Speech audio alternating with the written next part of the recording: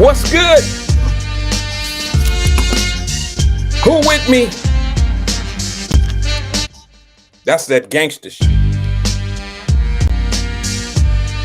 Come on now, who with me? Short show today, so if they late, they might miss it. Who with it? Who with me?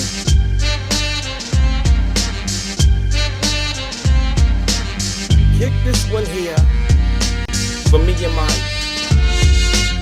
DJ.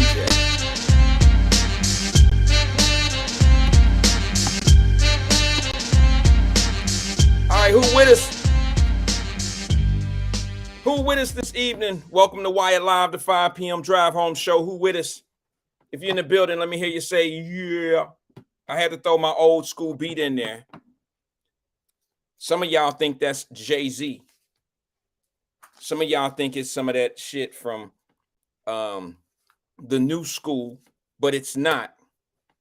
Welcome to Wyatt Live, 5 p.m. drive home. I'm going to drop the screen so I can see all the comments and you guys can read the comments. I want to thank you all for coming today, those that are here. Those that missed yesterday, I understand. It was your last warm day in the city of Cincinnati. I understand it's snowing and shit right now. I don't blame you. Sit on the couch. Sit on your raggedy ass love seat or whatever you got, or your nice leather clean love seat, whatever you got. Sit there, relax, and give me the steering wheel. Let me go. It's going to be a short trip today, though. It's going to be a short trip today. Some of y'all thought that was what's his fella name? Jay-Z. Lyrical genius Jay-Z is. Well, let me just tell you who put that out first. Young, Gifted, and Black. Y'all really think these rappers are like they're authentic, but they don't have no originality. It's just like anything else, man. You know, I'm not trying to shoot no shots at Dre, Dr. Dre. We all love him. He put some club bangers out there. That's for damn show. But Dre used all of the 70s and 80s music to make the 90s. You better look at his album crates. It took some creativity to do what he do. Same thing with what's his face? Kanye West. But they took someone else's creativity. They like BASF. You ever heard of that company, BASF? They don't create shit. They just make things that are created already better. That's what they do. I ain't mad at them.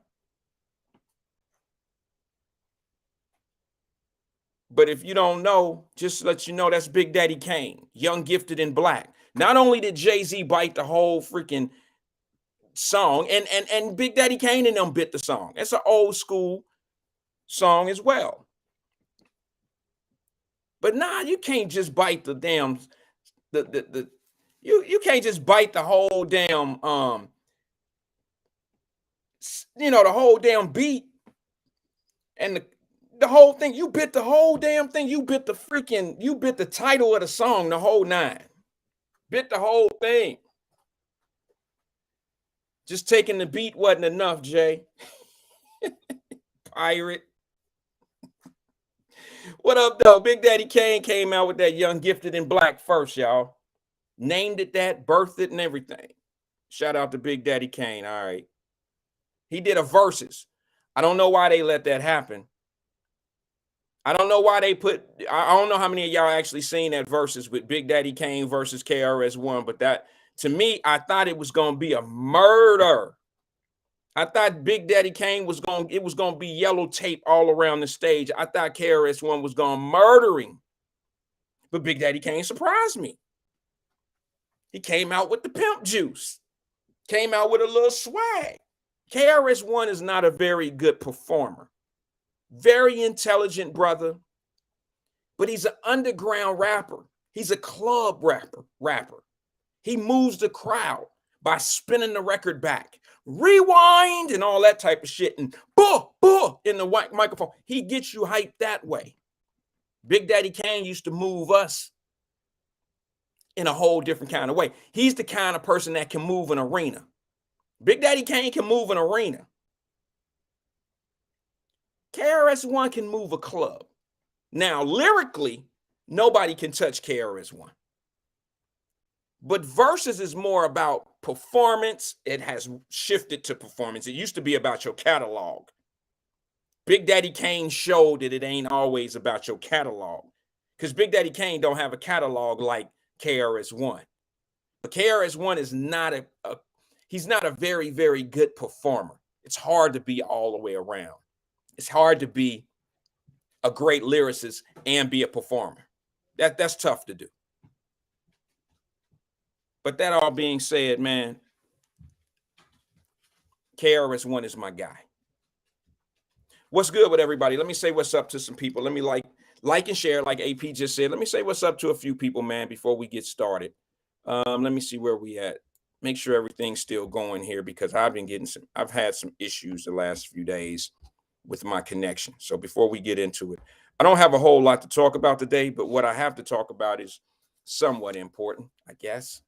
All depends. I might even put what I'll do is I'll probably put the link up if you want to come in today. Let me see. Let me go in and say what's up to some people. Miss Pittsburgh actually was the first one in today. What's good? She said, good evening to everybody. She said, let's go. Angela Kinney, she's in the building. Terry Anderson, what's good with you? David Herring, what's good with you, brother? Sabrina Calloway is in the building. AP, of course, is here. He said, hey, fam. Janice is in the building. Janice Robertson is in the building. Classy Keys is in the building. Terry, I said hello to Terry Anderson. Brenda Early, what's good? She says, happy Wednesday. One day she's going to start telling us, well, there it is. She said Wednesday. Damn, thank you, Brenda. She back, y'all. Brenda Early is back, letting us know what day of the week it is. She keep me on track. Betting Public Sports Show is here. Fame, what's good? He said he going to talk some shit today. Okay, I can't wait. I'm going to piggyback off of something that I heard earlier on E-Show. And I'm just going to tell y'all ain't going to like what I have to say. That's why I kind of came in with the old school BDP, the old school Big Daddy Kane and the BDP conversation.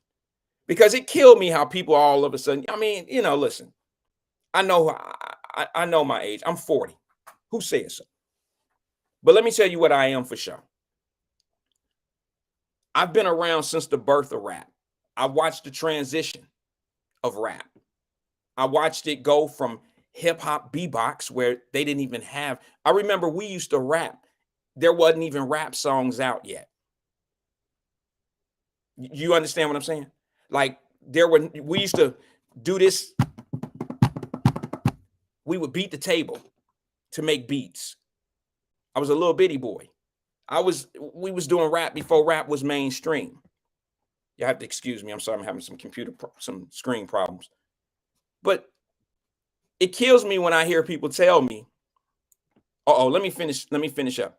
Classy Keys, Miss Pittsburgh, David Herring. These are the people that I missed. I'm sorry, just come on the screen. Stephen Speed, what's good? Rome, been about that check, what's good? Janice, what's good? Kenneth Jones, what's good? Anthony Prosser, I got you. Athea Williams, what's good? And my brother Donnie. I got to watch what I say, or Donnie gonna go in the other room. You safe today, bro. We ain't gonna talk no man versus woman shit unless they start it. It won't be none if they don't start none. How about that? Won't be none if they don't start none. Let me see what I got here. Bobby Kenny, what's good with you, brother? Oh, Bobby Kenny said, I lost my sister in the BASF explosion. I'm sorry to hear that, brother. I'm sorry to hear that. Hope I didn't bring any, I didn't know that. So, of course, I wasn't trying to, I'm sorry to hear that. I'm sorry to hear that. Cleopatra Jones is in the building. What's good? Kenneth Jones, I said, what's up to Kenneth. Terry Anderson, I think I said, what's up. Brenda Early, yeah. Janice, Crystal Hawkins, what's good. Linda Matthews, what's good. Crystal Willwright, what's happening? And Brenda Early said, stop it. You know how behind I am. Lewis Johnson, what's good? I think that is CK. What's good with you, CK?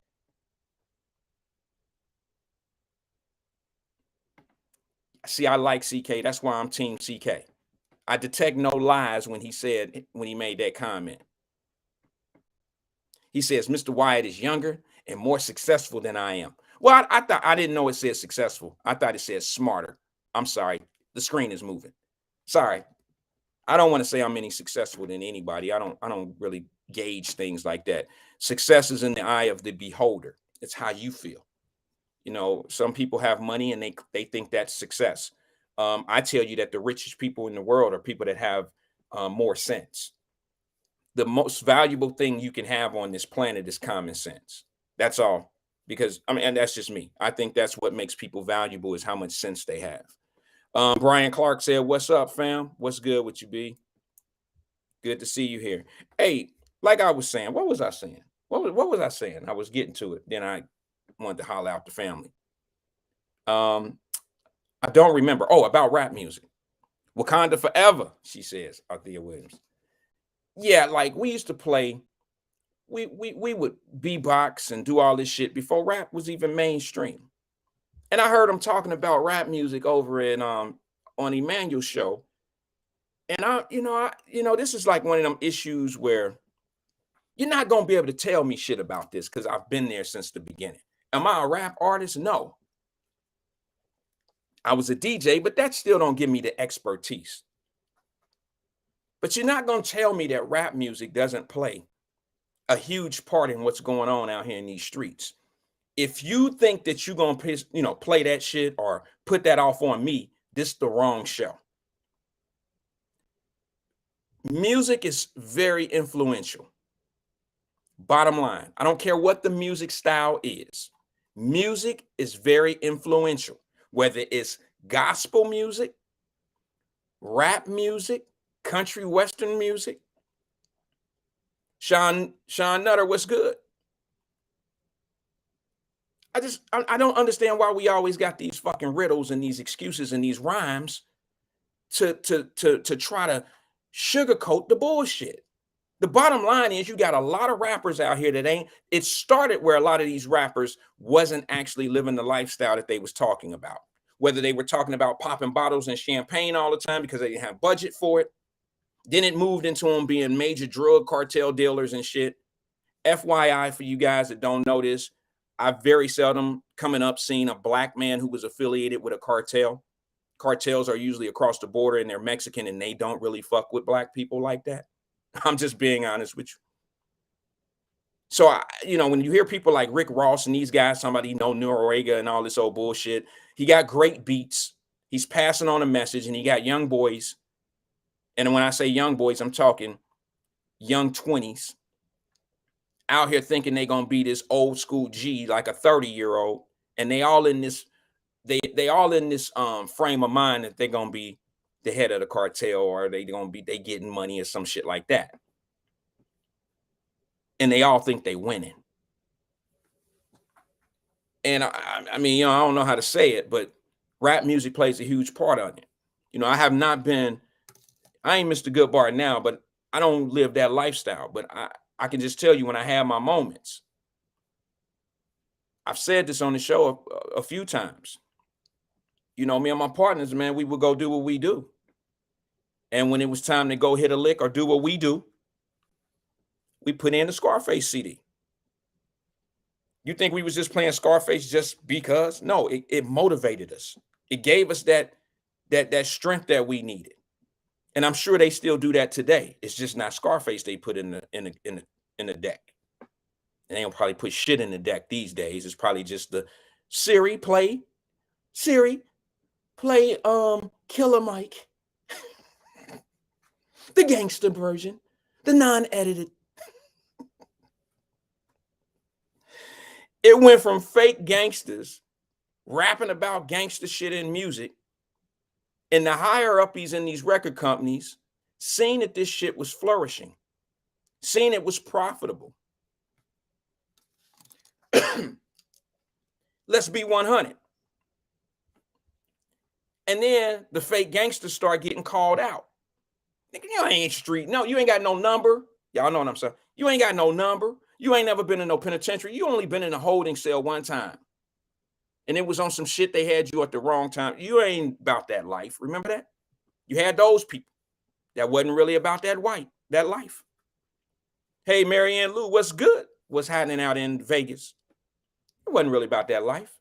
So now they got to do something that's going to not lose the money. These are the companies, I'm telling you. Now what they got to do is they got to find real fucking gangsters. And the real gangsters are the easiest ones to take advantage of, because the guys that wasn't really gangsters, they had some kind of business sense. Not much. Not much. But they had some kind of business sense. They just didn't understand the game. They didn't understand the game. They didn't understand the royalty. They didn't understand the publishing game. It's the record business. And we all know who controlled that. So the contracts were exactly what they were. They were cons for people's tracks. Get it? Contracts. Prince said that. Prince said that. I learned that from Prince. And now, let's be honest. When the fake gangsters couldn't make it anymore, what did the record labels do? Well, shit, LA Babyface, Reed and all them, y'all got to go find us some real people. Y'all got to go find, because y'all know NWA wasn't gangsters. I don't know how many of y'all know that, but Ice Cube had a mom and a daddy at home, and he didn't live in Compton. Chris Waddle, what's good with you? Cube wrote all that shit and wasn't part of none of it. Just got to be 100. I loved his lyrics. A lot of the shit was on point. I like the beats more so. So you got to understand, when you from it, you know what I'm saying? When you from rap music from the beginning, when it was birthed, the day that it was birthed, I remember the Sugar Hill Gang came out with an album. It wasn't even an album. It was like a 45 or a 12-inch or some shit. Remember that? And I watched the transition. I didn't just watch the transition of the music. I watched the transition of the artist. And then I watched the music change because there was a dying need for the dirty. Hip hop's still there. Hip hop's still alive, but hip hop took a back seat. Hip hop, real hip hop took a back seat to the shit you hear today. Who don't believe me?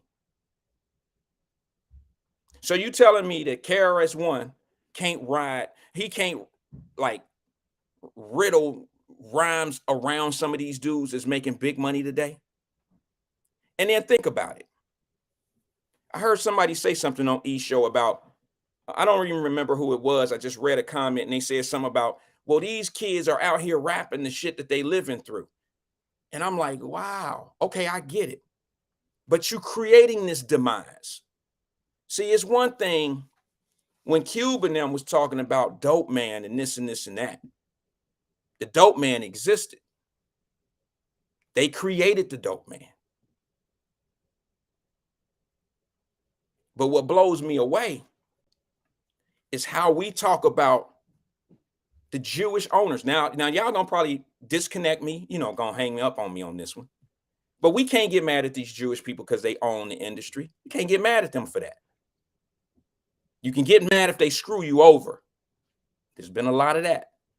But you can't get mad at them for capitalizing on some shit that are off of a product that the world is asking for. You can't get mad at them for that. If you get mad at them for that, you might as well get mad at Ricky and them who own the Rib Shack, who's selling ribs and heart attack food in their own community. You might as well get mad at them too.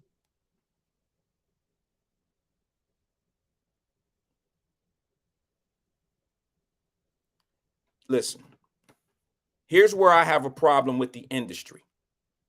I'm from the era of listening to rap when it was positive.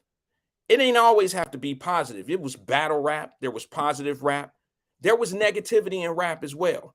But it was never about killing and murdering each other and doing each other bad. It was never none of that. And then here come the music, encouraging little brothers to tie people's mamas up. How to be a stick-up kid. I'm gonna be honest. I told y'all before. I hate to keep being repetitive about this shit, but this real shit. I learned how to cook dope off of a record. That's how I learned. I mean, I had an idea. I ain't gonna throw no names in the air. I had an idea, but I had to keep backing up that record to get the recipe.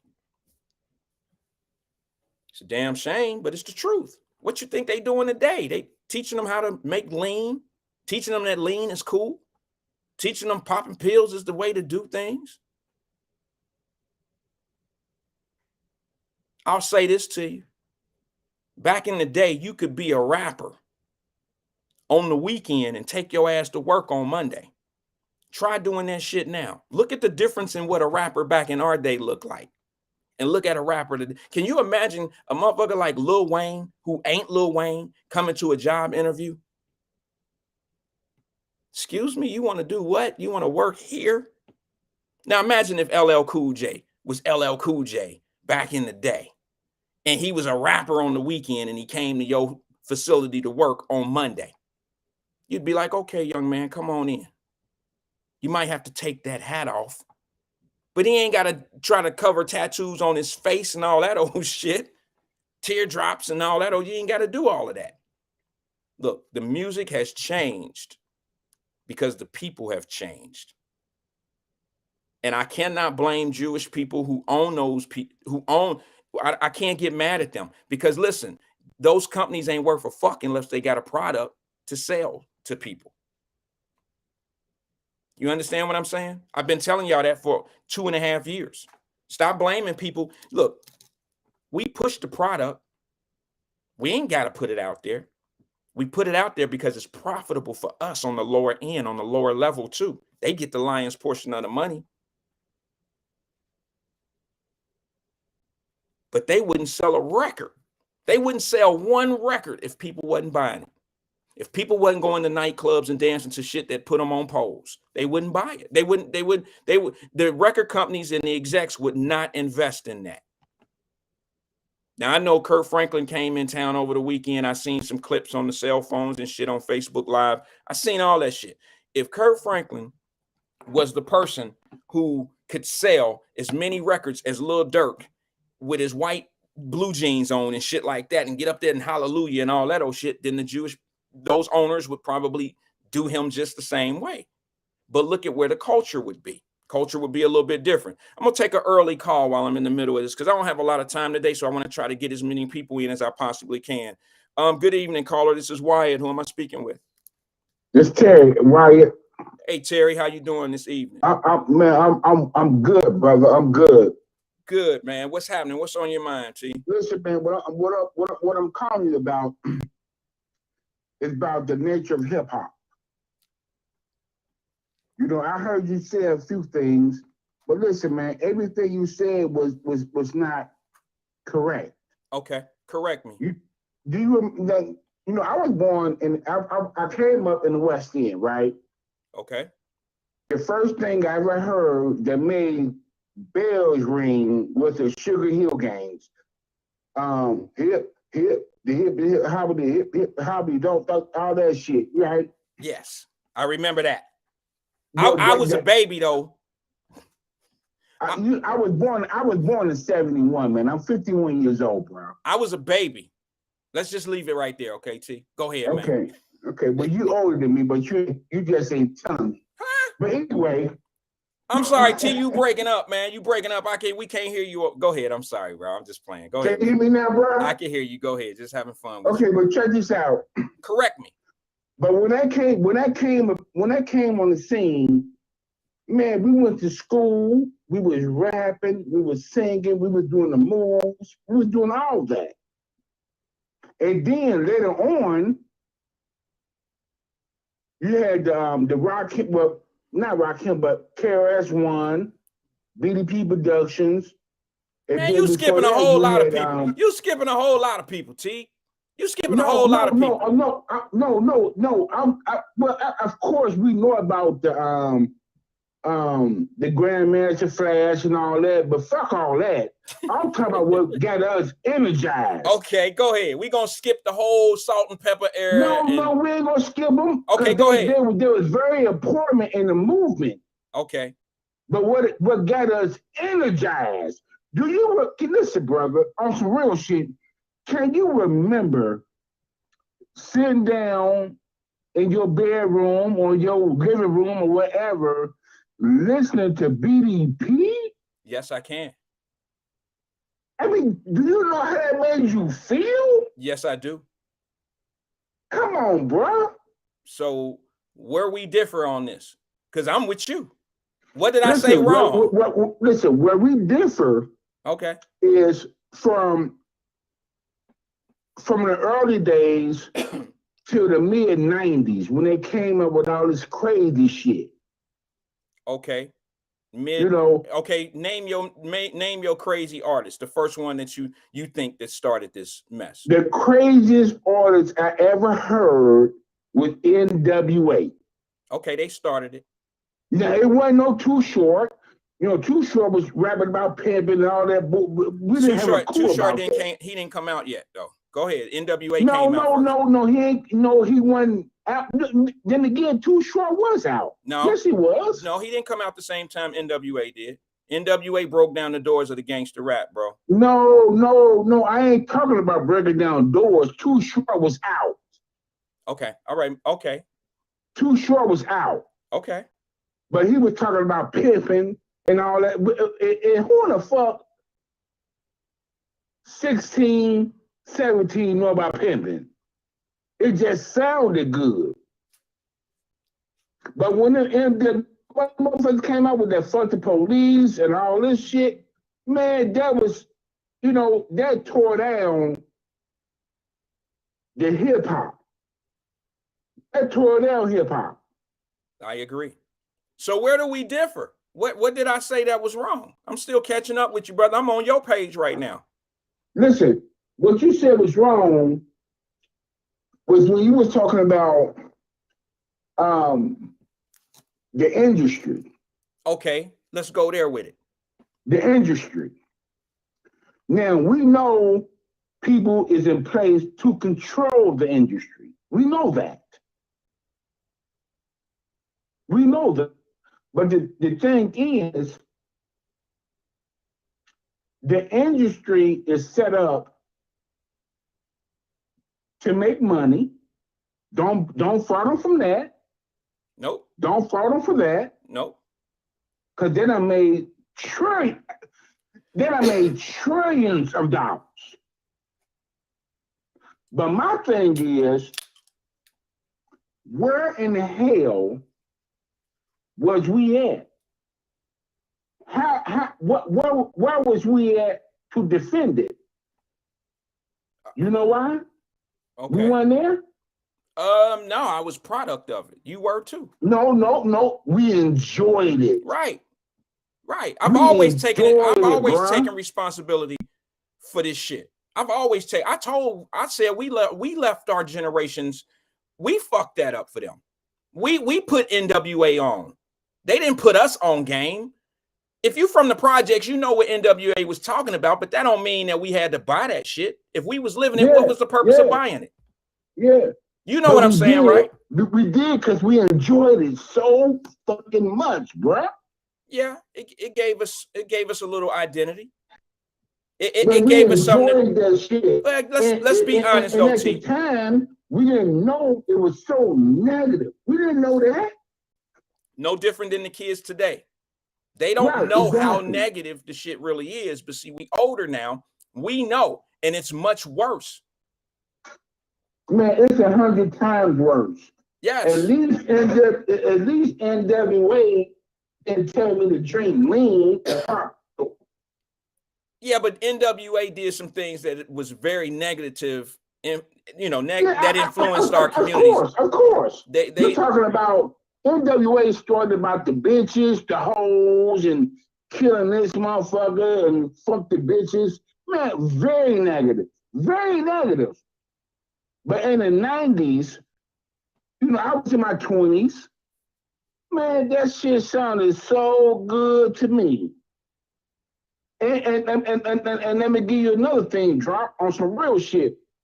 It was because of some personal things I was dealing with, right? Okay.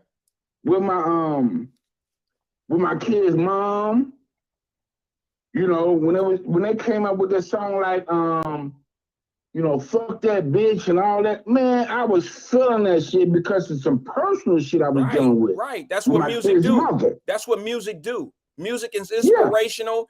It is you there. If you play listen, bro, I don't mean to interrupt your time. Let me just ask you this. No, talk to me. I love you, bro. If we play a song from back in our day, there is a song that's special to everybody. There's a special spot in somebody's heart for every song. Some song we got that'll put you back where you can feel 22 all over again. If you play that song right now, that song when you was going through that shit with your woman, you know what I'm saying? And if we play it right now, it'll put you right in frame of mind of that day, back in whatever year it was. You know what I'm saying?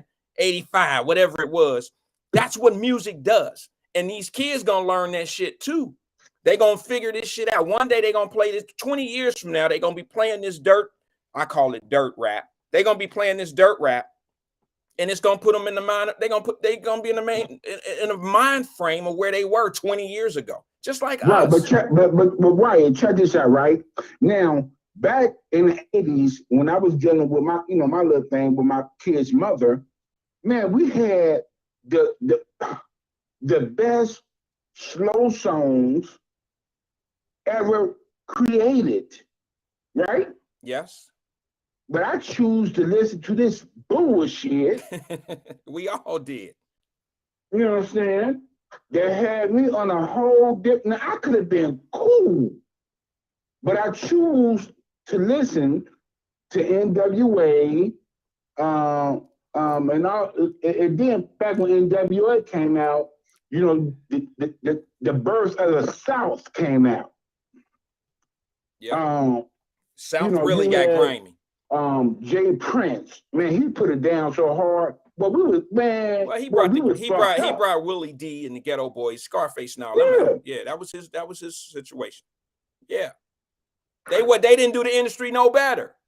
They was telling women that they was making men. They make man, come on, man. The South right now is on top. The South right now is on top. And that shit ain't went nowhere. Yeah. But what I'm saying to you though, Wyatt, is that, man.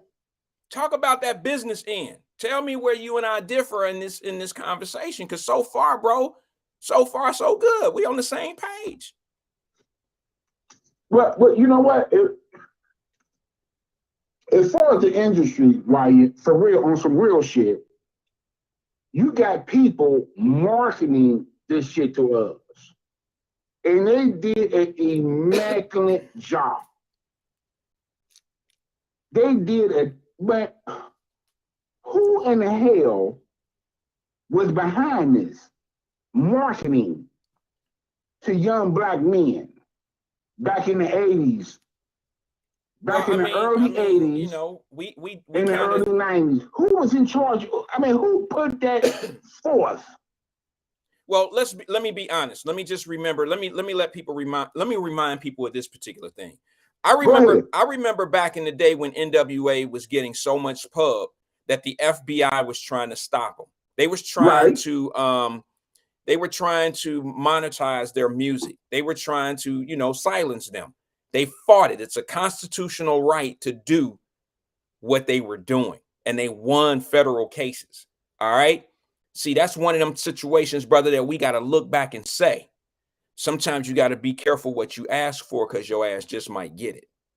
And what I mean by that is they tried to do the same thing to rock and roll, which was ridiculous. But rock and roll, like Elvis Presley rock and roll before him, they was tripping because he was wearing tight pants and grabbing his nuts and shit like that. That's different. When black men are on records degrading our women and we think that shit is cool, that's a problem with us. That's us, because we have to be attracted to that shit first. And Wyatt, on some real shit, back in the days, that's what the fuck we was attracted to. I know. And it only grew. It got bigger and better. Because exactly. That's my point. Listen. Go ahead. I'm sorry. On some real shit, on some real shit, listen, man.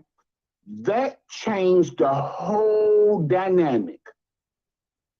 I can remember, listen, bro, my mother bought a stereo system, right? Mm-hmm. It was on wheels. And when everybody was asleep, I used to roll that motherfucker in my room, put a tape in, and listen to the old Roxanne, Shantae, and all that shit, Run DMC and all that. Yeah. And then That's hip hop. When that hardcore rap came, my mother wasn't on none of that. Right.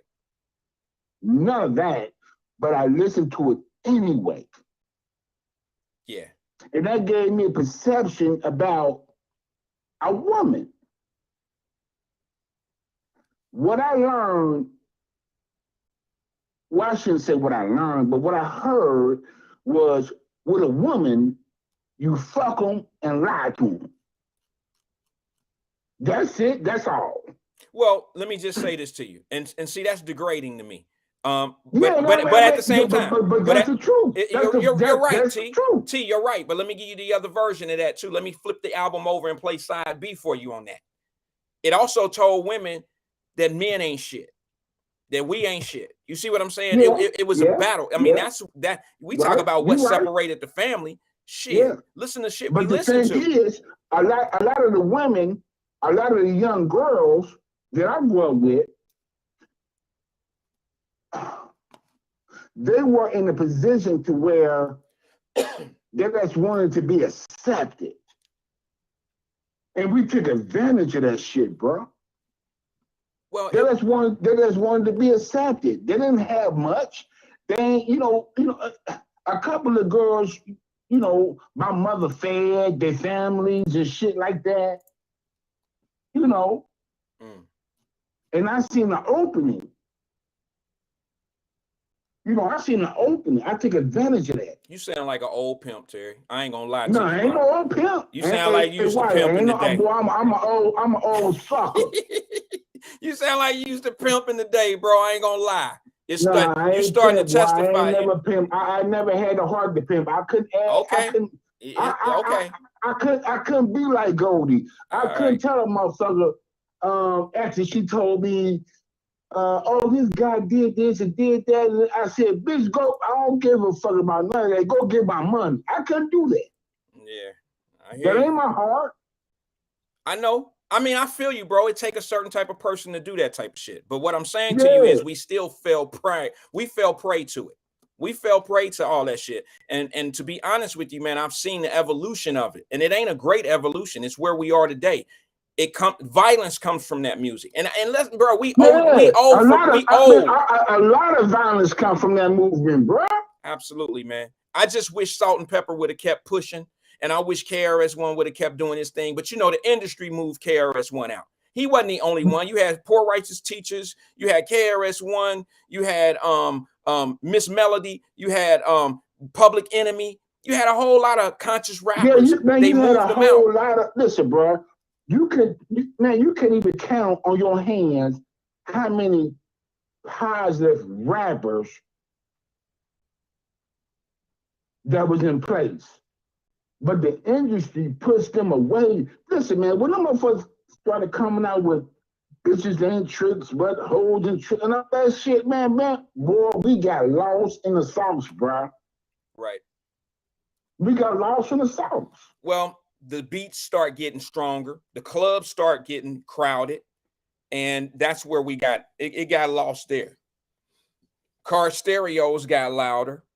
The culture changed, man. And what happened is when the culture changed, it changed tremendously. Yeah, I mean, how can you explain Public Enemy, KRS-One, Rakim speaking positive? I mean, positive rap. Well, I tell you why they didn't make it. Okay, can I be honest and 100 with y'all?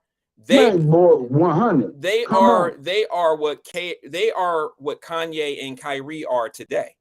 See, Public Enemy and KRS-One was telling you about the industries and the power that be.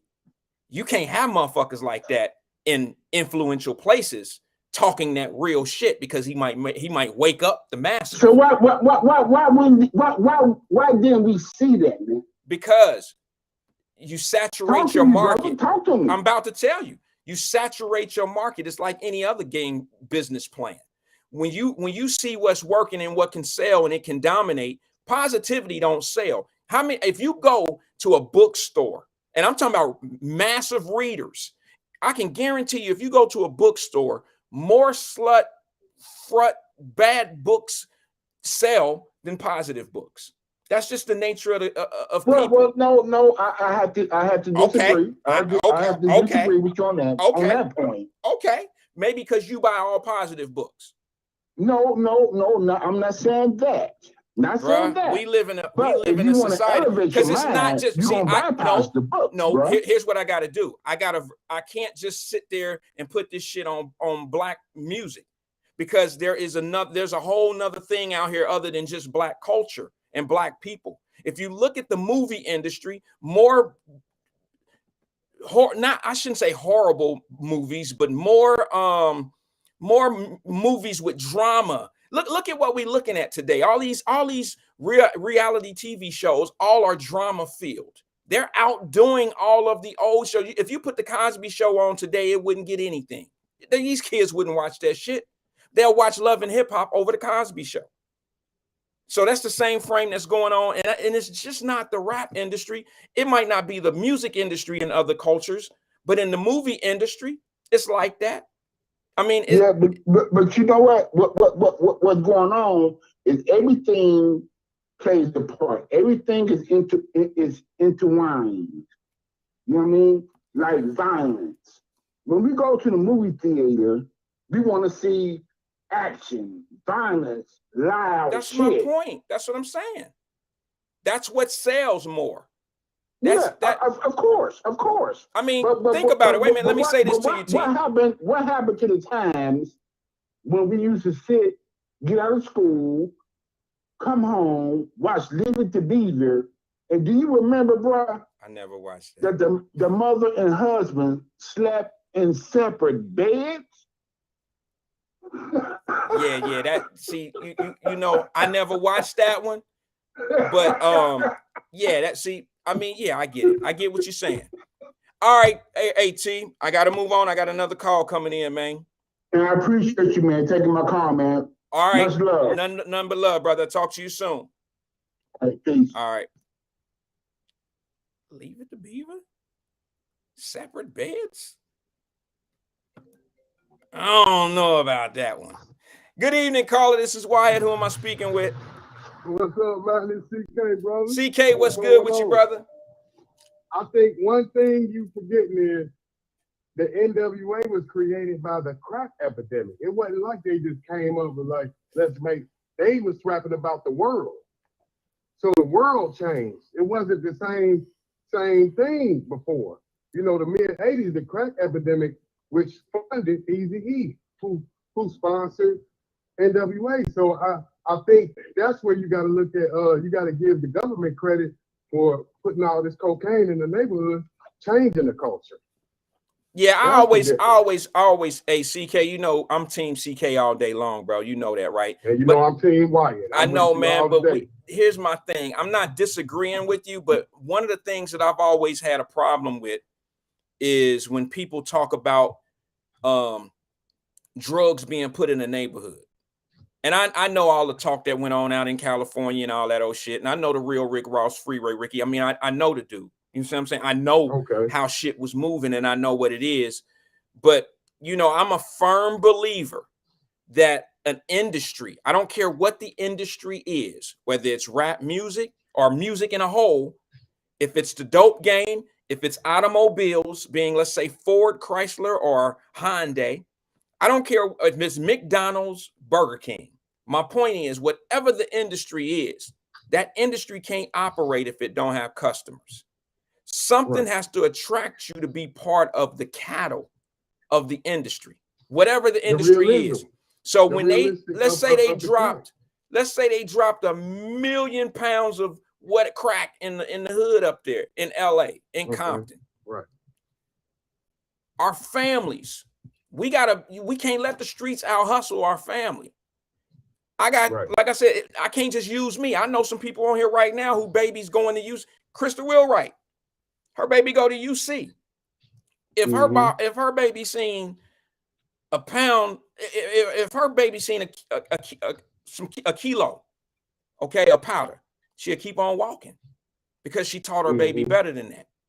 That ain't your come up right there. UC, University of Cincinnati, is your come up. If she's seen a gun in the alley, that's not her come up. See, we got to learn. Okay, look, we know what contributed to the problem, but we got to be honest and say to ourselves that we contributed to the problem as well. And that is, man, you know, you can't just say because somebody put some dope in your face that caused your problems. Like they made you do the dope. Now, I do understand. Now, let me ask you this, CK, and then I'll let you have the flow.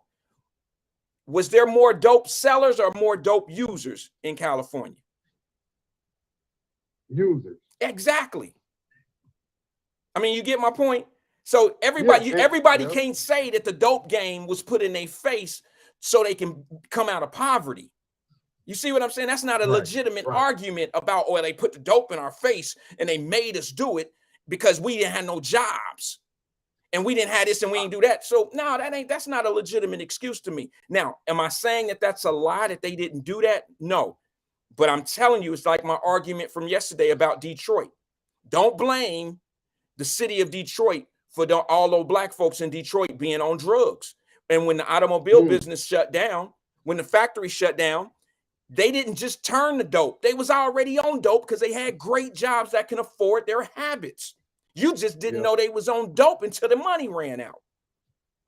Yeah, I just wanted to give you this analogy as if you raise your child, you abuse them, you introduce them to gang banging, you introduce them to drugs, and then they grow up to make an autobiography or make music about what you taught them. You have to take accountability for what you brought into that. You know what I mean? Yeah, I agree. You abuse that person, and that's why I want to say NWA was, you know, they didn't even know, and to their benefit, they did speak against it when they made Dope Man. It's like, hey, Mr. Dope Man, you think you're slick? You sold crack to my sister, and now she's sick. But if she happens to die because of your drug, they went against it.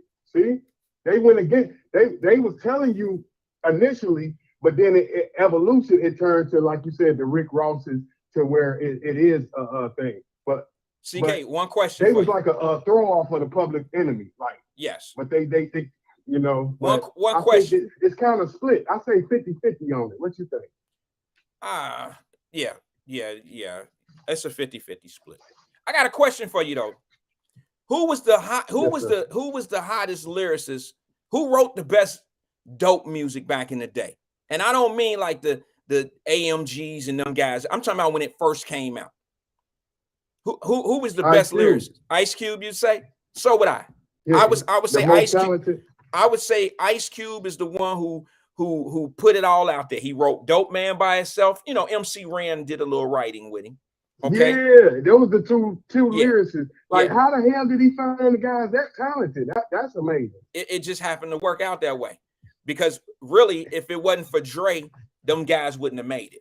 Because Dre put the beats together. Them guys was just gonna be. Look, New York didn't respect LA rappers. They had Jerry curls and was looking on some goofy shit, right?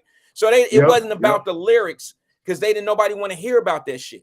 But when Dre put them beats to that shit, it changed the whole spectrum of the music. Now, you answered my question, and it was the right answer. I said, who was the hottest lyricist of Dope Man talking shit back in the day? Here's my challenge to those people that think that they were writing about their lives and shit like that. My challenge to you is, how can you say that they're writing about their lives and all that shit was real when Ice Cube didn't live not one day of his life like the lyrics he was writing? He didn't live like that. You make my point. And that's a great point, because look, he was the smart, because like you said, he was educated. Ice Cube lived in the suburbs. Ice Cube, remember, he went to college and everything. So he knew when you threw that little 75,000, that's nothing. But the guys from the streets, they thought that was $1 million. MC Ren, Dr. Dre, and DJ Yella. And who was screwing them over? Like, oh no, I need $500,000. I need $1 million for the type of money we bringing in. He wrote the whole album. And you see, No, I'm sorry. I said he wrote the whole album. How you gonna get him the same money that everybody getting and not give him no royalties, not give him any publishing, none of that? And remember, he had the picture. He had a vision just like you. He thought like you thinking now back then. He knew And you seen he tried to go positive with it also. And what He happened tried to to him? go positive, but then he fell back into that. But then you see him straighten it out. And I think he is the most successful out of the group, him and Dr. Dre. Yeah, But man, hey, I'm gonna keep listening to you, brother, because hey, all right, it's brother. a great show, brother. I want you to hear this point. I want him to hear this point. He hung up, but he'll listen to the show. When Ice Cube left NWA and went solo, he left because of how Jerry Heller was effing up the money. We all know that, right? But look at how his career changed. If he didn't diversify his Hollywood, in other words, if he didn't get into something else, Cube would have just been another ex-rapper. He would have been on the shelf just like Eazy-E and all the rest of them. MC Ren, he wouldn't have done shit if he wouldn't have done Friday in the movies. But what he did, if I'm not mistaken, he came out with a record, an album called Death Certificate when he moved to the East Coast. Who did he get with? Public Enemy. Who did he work with? Minister Farrakhan. He turned to a conscious rapper. He used that skill of knowing how to get black people's attention and went from talking about the dope man shit to the government shit. And that's when his career started going downhill. All these positive, when you start attacking that industry, the same industry that Kanye and Kyrie and them guys talking about, when you start attacking the money, oh yeah, they'll get rid of your ass real quick, fast, in a hurry. Check Cube's resume. When he moved over and Farrakhan was on his albums and he was talking all that shit about cut all the juice, Jerry juice off my head, get me a bald head and all that old shit. And he started talking that Cam talk with peace treaty and all that. They had to get them dudes up out of there, man. Couldn't have that positive shit. They can't take over. You know, we can't let these Negroes hear the truth, because if they hear the truth, hey, it's gonna interrupt business. It's gonna interrupt business. We don't want Salt and Peppers no more. We want Lil Kims. We don't want MC Lights anymore. We want Cardi B's. That's and that's our fault. That's our fault. Our kids listening to this shit because of us. I'll take another call. Good evening, caller. This is Wyatt. Who am I speaking with? Yeah, this is Fame Rothstein. How you doing? Hey, what's going on, Fame? What's good with you, brother? Oh, I'm all good, you know. Pardon me, Fame Rothstein, aka Her of Fame. But y'all can call me Slur of Fame. Hey, listen, y'all was talking about you know, the hip hop and the progression or the lack thereof. And you asked me, it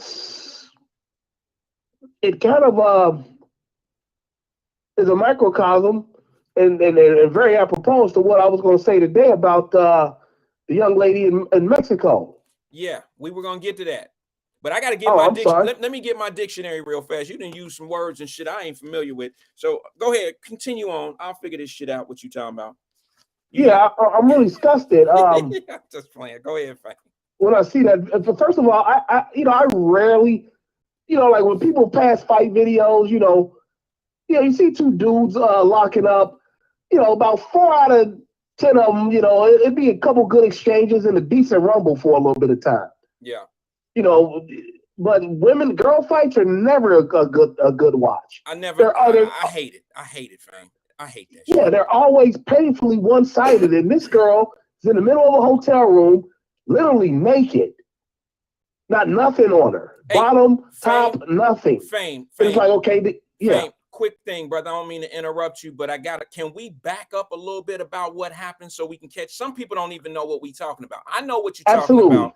I know what you're talking about, but a lot of people don't know. So somebody put in our messenger group earlier today, and it's going viral on the internet. And then I'm gonna let Fame have it back. I just want to set the tone of what's being talked about.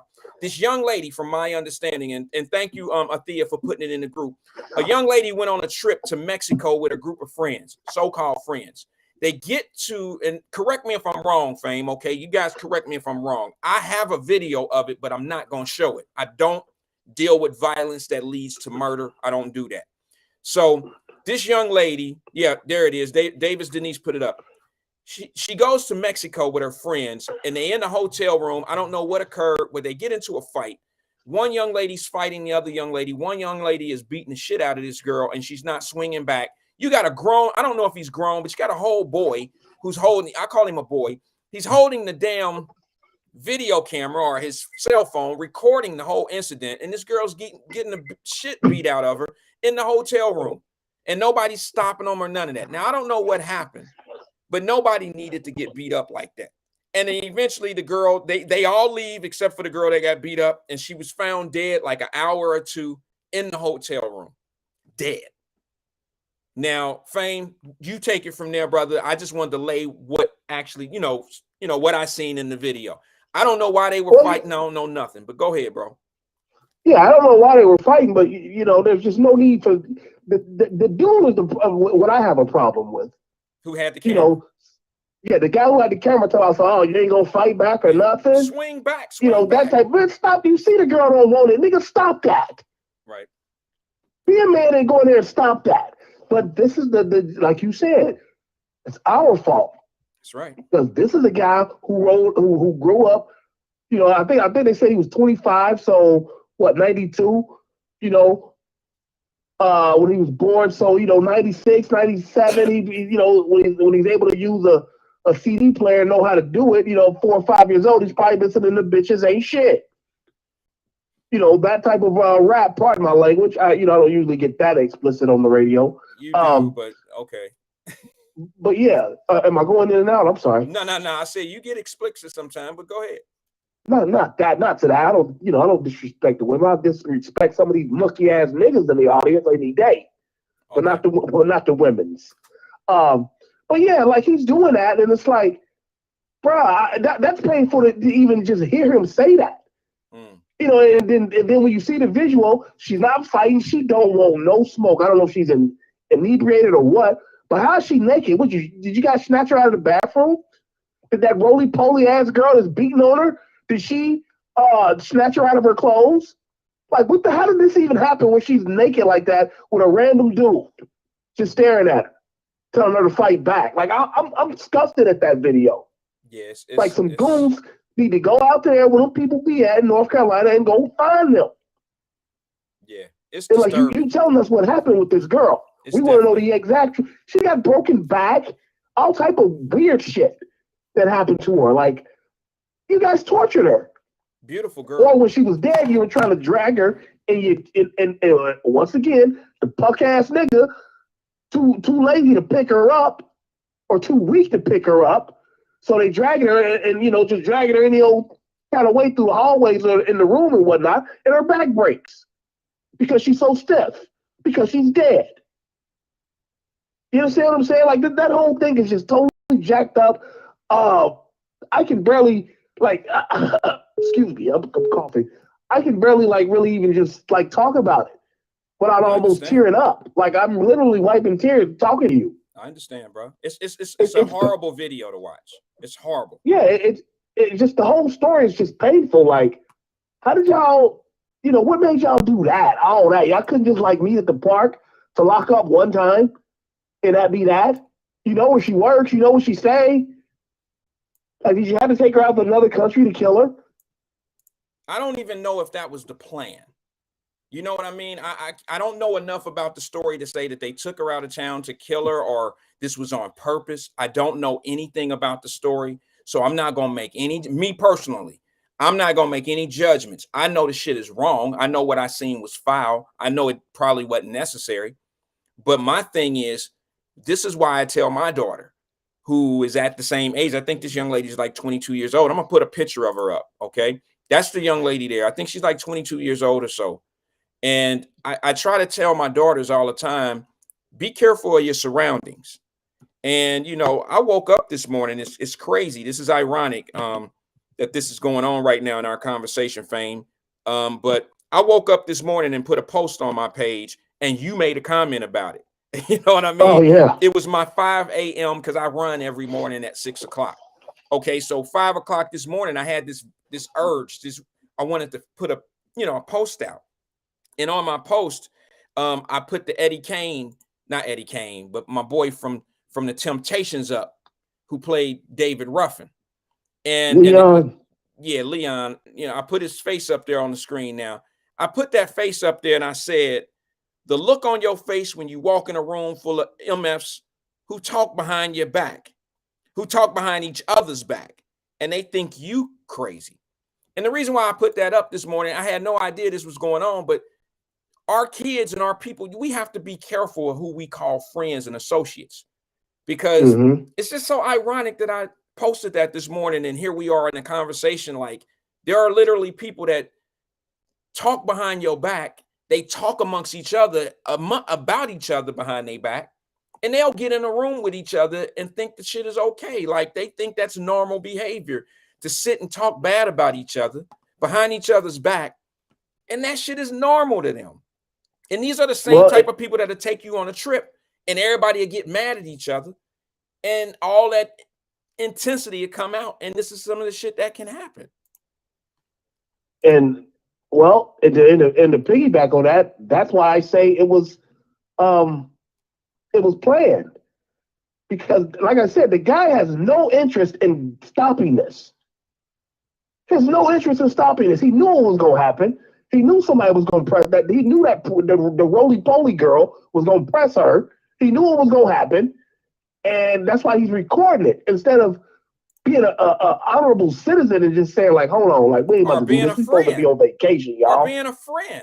Who go on a trip with a friend and don't have no problem with one of them getting beat down? We come from the era of, if you fight one of us, you got to fight all of us. If we a crew, if we friends, that's where we from. But I mean, listen, man, these kids different. They call they day ones. I keep telling people, stop talking about these day ones. Some of these guys been hating on your ass since day one. You talking about day one. Shit, they been hating your ass since day one. Better stop. All right. Yeah, man. Quit calling just anybody your N-word. You know, your N-word supposed to be the one that you've been riding with, that's been in the struggle with you, not just any old dude who you just smoke a blunt with him. That's your homie. You know what I'm saying? That's your homie, your pal, your buddy. You know, if you like using the N-word, be very selective with that. And that should only be like real close confidants. Like the six who gonna carry you at your funeral. Yeah. You know what I'm saying? So, but that's all I got, man, because I know you got short time, but that's all I got. Like I said, I'm disgusted at that whole situation. You know, we just had some rappers get pressed in Houston, you know, since you got guns, you know, send them out to North Carolina to find these people. Well, these are the people we need gunned down, not unsuspecting rappers. Yeah. You know what I'm saying? So, hey, it's been real. I had fun. Y'all be well. All right. Oh! That was Fame, y'all.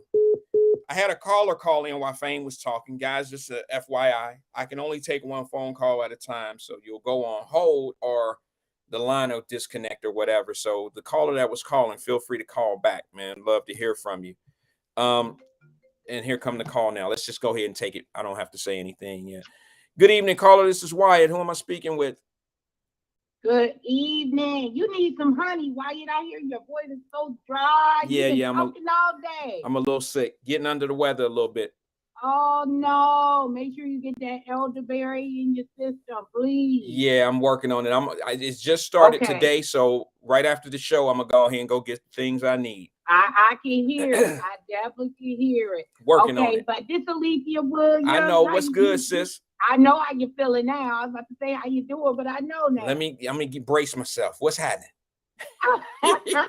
Well, I'm so glad that he touched on that topic. You know, I didn't want to break up your rappers convention. No, that's cool. We was getting to it. Rapping. Yeah, we was gonna get to it, but we was gonna get to it, but you know, okay. It's cool. But anyway, okay. So the young lady, I'm sure you know a little bit more about the situation than I do. And the word is, were we off base what we were saying, or do you have more to add to it, or what? Oh, no. I know just as much as you do. I sent you what, you know, only thing I sent to you is that what I know they had that was sent to the police, of course. But the thing is, I don't like, and I don't think people seen that they actually left her body and took her belongings, back to her mother, but left the body in the room. What they tell her mother? When they say, I'm sorry, her luggage, all her belongings. Yeah, everything. I'm saying, what did they tell their mother? Like, here go her shit, and yeah, and that she was suffering from alcohol poisoning. Oh, so they went back home to North Carolina knowing she was dead. Yes, They Okay. went right back home and took all of her stuff and left the body there. The lady that cleans the room is who found her, and that's who called 911. That's ridiculous. Yes, that's who called 911. So that's what I was putting it in the group for, because I do know we all have older children that are getting past this stage of, I want to be on my own. I want to see what this adulthood is on my own. But they definitely need to. I used to teach y'all go together, stay together, you leave together. Right. But now I have went away from those very same teachings that was taught to me. If you get a red flag, it's time to depart. Because now I see that women set other women up for come up with men. It's a lot of things, that happen. Now I'm glad you said that, because when I say shit like that, I'm all these names. Y'all be saying I be hating on ladies when I tell y'all don't like each other. No, I be saying that shit. Hater. Yeah, y'all just be saying Wyatt don't know. He lost. He don't know. But Well, I'm glad you said that women do women like that, because if I say that shit, they all listen to him. Young women. No, women do that shit too. Ladies do that shit too. If they're young, what's considered young, sis? A young woman, I would give it to 25. I would say in those 20-25, because that's when they're unstable with drinking. They don't know their So limits. 30-year-old women, 35-year-old women don't do shit like that, damaging shit to one another. No, I didn't say hate. But damaging stuff to each other. No, when you're in your 30s, you're at a different pace of life, and you won't be out there all drunken and be with a gang of friends. You're gonna call your old man or your brother or somebody, say, "Hey, come pick me up." But when you're younger, you still hanging out until the sun comes up. So that's a. I'm about to say something. I'm about to say something, and I'm gonna say it right here on the air. And I couldn't say it with a better person on here, because you're gonna chop me down when I give you my opinion. You're gonna chop me down when I say this real shit right here. But this the realest shit. Right. Women can't stand to see other women happy. Now, I'm not saying you don't want to see your friend. I don't agree with that. I know you don't. I ain't saying like listen. Wait a minute, hold on, sis. Let me sis. You cannot make a statement like that, because you're not letting me clarify. Okay, go ahead. You're not letting me clarify my statement. Shut the hell up, Alicia. You're not letting me clarify my statement. See, I should have gave explanation and then said what I said. But see, people say I get long-winded when I do that. So I just said it because I felt like I wanted to just say it. But here go the thing. You might not do that to your good friend. You may not do that to a girl that you've been knowing for a little while and y'all kind of cool. But a lot of women don't like to see other women happy. They don't want to see them have something. They don't want to see them happy. And it goes back to what I said. And I said some women, I didn't say all, but the majority of y'all. Okay, that's what I was waiting for. Yeah, no, not majority. Oh yeah. No, I'm not agreeing with majority. Listen, let me tell you. Oh, no. Do I got to go back to the conversation we had last week about the only reason why women get so sharp and shit? We're gonna stay on the topic that we are on now. It's that. Not no majority, Wyatt. Not majority. Now, if you go to some, whatever circle you running in, that's just y'all the shit. Y'all the best. Y'all the best. We the best. Wyatt, guess what, Wyatt? I am proud to say that my circle is tight. I am a proud supposed woman. Supposed to be. But here go the thing though, sis. Let me break it down to you so it'll come in the fashion that you need to hear it. You might not do that, but there's a woman that hates your ass for everything you doing right now. She's not around me. That's what you think. She's not around That's me. what you think, sis. There's a woman that hate the fact that you with my brother Donnie. They can't stand the fact that y'all go to Taco Tuesday every motherfucking Tuesday. They can't stand that shit. They can't stand it. They can't stand that y'all go down. They can't stand that y'all do what y'all do. That in my head, because this is why I'm not gonna let you say that to me. Okay. This is why this is why I'm gonna disagree. Go ahead. Because you men love to say that, because y'all men are insecure with y'all shit that y'all go through. Okay. And when y'all sit and look at another man that's happy, they can't wait. The first thing they do is have sexual desires with their friend's woman. Man, that's not necessarily true. That's not not what every woman do. That's not our desire, is to go out and hate on one of our friends. Me, myself, I encourage love. I love to see love. I'm not going to go you can't speak for and yourself. make somebody else's relationship toxic because I hate you because you're happy. I'm glad black women are finally happy. You about to make this. You're not about to say that because that's not how we do things. That's not how my circle runs. Yeah. It's not your circle, sis. Outside of my circle, it ain't your circle. It ain't your circle. Well, I'm just saying. There's somebody. Well, but hold on. All day. But that's not part of my day. But that is. But you don't represent all women. You don't represent all women. I don't represent. That's why I'm not gonna let you say majority. I'm not gonna give you that much. Because I bet you one thing. I bet you it's a whole lot of women that hate everything you doing. I bet you that. And you can't say that. No, it ain't. Wyatt. No, it ain't. You could say, yeah, okay. Some may disagree. Okay, sis, you know what? See, here go the problem. This is part of the problem. This is the part of the problem with a lot of people. A lot of people just they make judgment calls by emotions, and they don't make it make sense. The reason why most women, I told y'all this last week, most of the time, most women wear all that nice shit and wear them tight ass shoes that's killing their feet and all that old shit. You're not wearing that shit for us. You're not wearing that shit to make us look. You're not wearing, listen, y'all not wearing that shit for us. You want to look good, but you want to make sure some other woman ain't looking at you and judging you and saying some foul shit. What women is demonstrating this for you? Because I don't know where you're getting out. This is not factual sis, let me ask you something. Let me ask you something, sis. Let's keep it 100. You did a lot of talking. As soon as I open my mouth, you'll go to something else. You are not about to shaboing me like that. I'm about to show you. I'm about to show you. Can I speak or not? I'm about to show you. I'm about to show you. Speak on what you just shared. Say it again. Can I speak or comment on what you just shared with me? Okay, let's play this rule. Let's have this rule. Let's do a 20-second. No. Let's have a 20-second make a point rule. 20 seconds. Because you can go and I can go. So let's just say we get 20 seconds. You feel me? So you go ahead and get that 20 seconds in on what I just said. Yo, show your rules. That's fair. That's fair. But listen, say what you say about what I said and then give me the floor for 20 seconds. And I won't even need 20 seconds.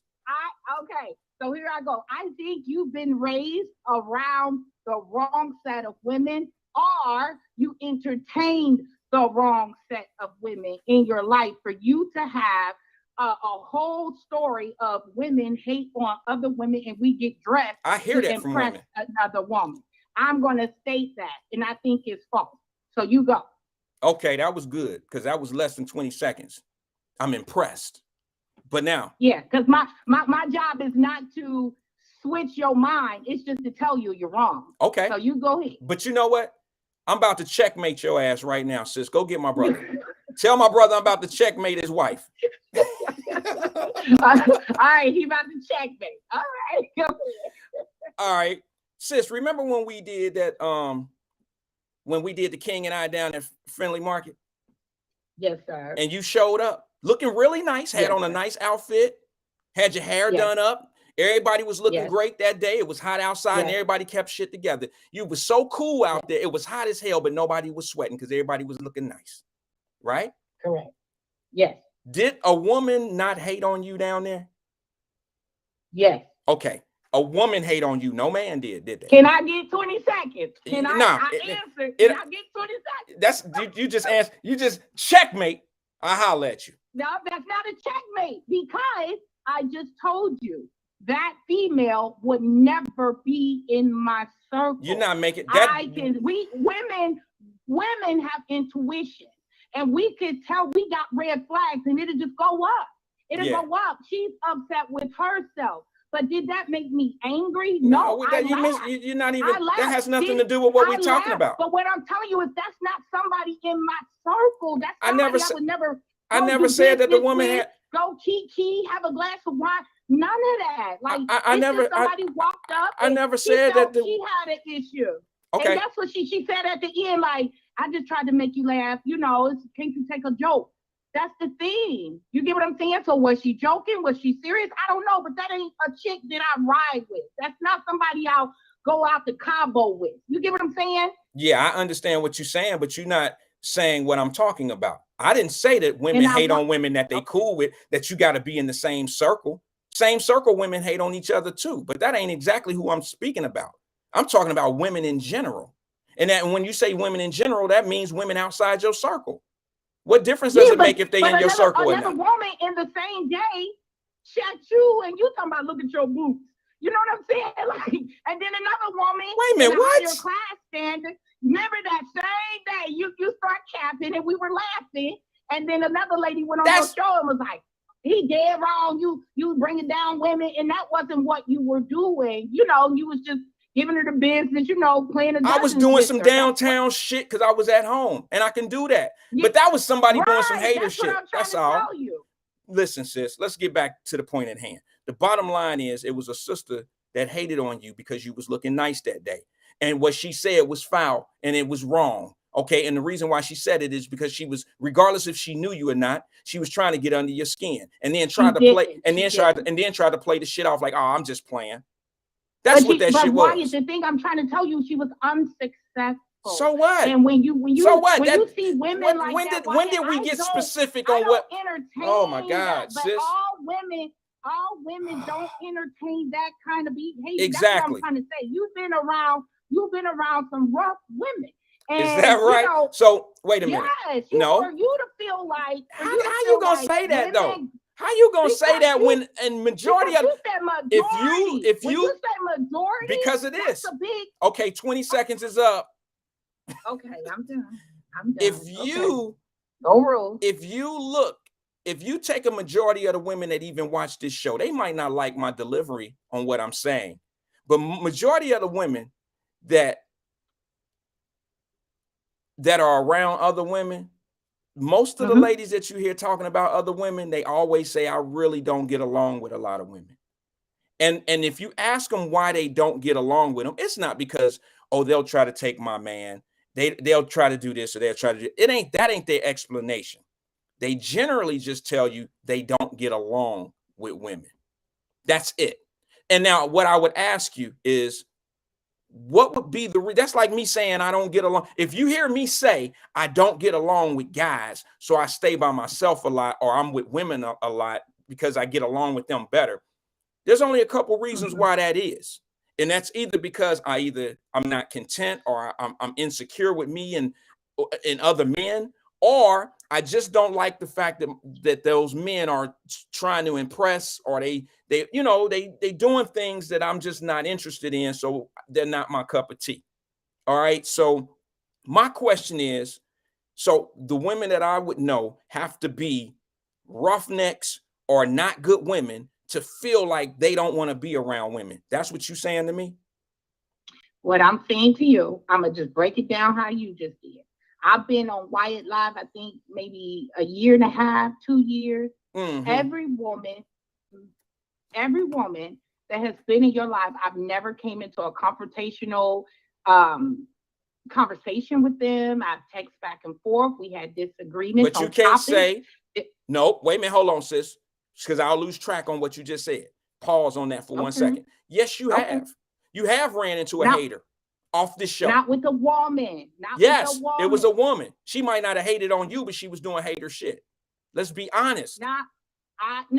Let's be honest. Please do.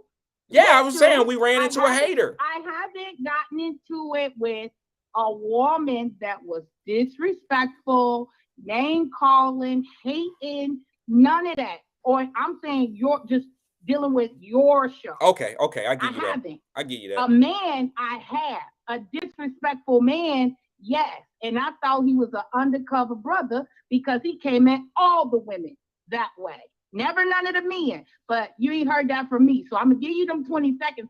But that would say the majority of the women that I deal with in your group alone would be hating. And that never happened. Well, that's a compliment. Actually, we're friends. Yeah, it is a compliment. That's a compliment, sis. I wouldn't say majority, because that's saying every engagement I have with women, don't take, gonna be hate. But don't take you're gonna have women out here with PTSD. No, but don't take what I say. I'm going against that because that's what we're taught. We're taught that at a very young age, and we get out here, and that's why we don't have friends. We don't trust each other because other people is putting that in our ears that these girls So are dirty. you don't they play think dirty games you don't think like that they do. wait a minute, I'm hold on. saying be So wait a cautious, minute, hold listen on. to your Hold on. Based on your logic, you saying that most women that don't trust other women, they don't trust them not because of an experience they had, but based on what somebody then told them to believe. We're being cautious. Or you've been hurt before. You don't think that Yes. women base the decisions they make off of experiences, or you think it's because of what somebody then told them? That's you saying that you're being conscious Wyatt, for what reason? when you say No, I'm majority, learning. you're I'm saying- learning. I'm asking you. Okay, yes, because so if I'm telling my girls, like remember I told you the first time I told my girls, y'all go together, y'all stay together, you leave together. I'm pretty sure every woman that's on your live been told that by their parents. Yeah, that's on You some leave together, safety. you go together, you leave together. That's But different. now you have to be more cautious to say, wait a minute, if something seems off, believe it, make a call to me, or you know what I'm saying? Yeah. Just get away.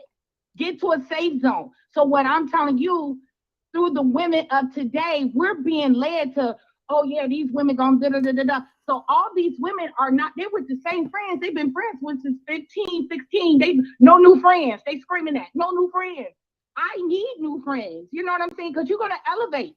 Some of these friends you can't even take with you because they're not ready to switch over and transition to your new season. But you can't be out here with PTSD suffering from what a woman may do to you. I'm not worried about that. I don't live my life from that. If anything, I'm going to say, oh, I can help this woman. I see her struggling because I'm not going to ask you your business. I'm going to see it. That's how intuitive I am. So can I ask you a question? Let me ask you this Yes, question, you can. sis. Let me ask you this question. This is just a yes or a no. It's a basic one. Okay. So would you say that the majority of the women that you run into, that you're around, not your friends, but the people that you run into, that you see on a day-to-day basis or whatever, or happen to run into or whatever, they all, you think, pretty much think the way you think? They all feel the same? I never said that. They all feel, I never said they all think feel the way I you think. feel? I will say this, Wyatt.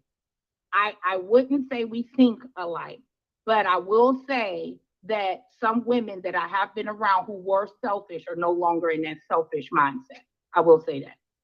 Okay.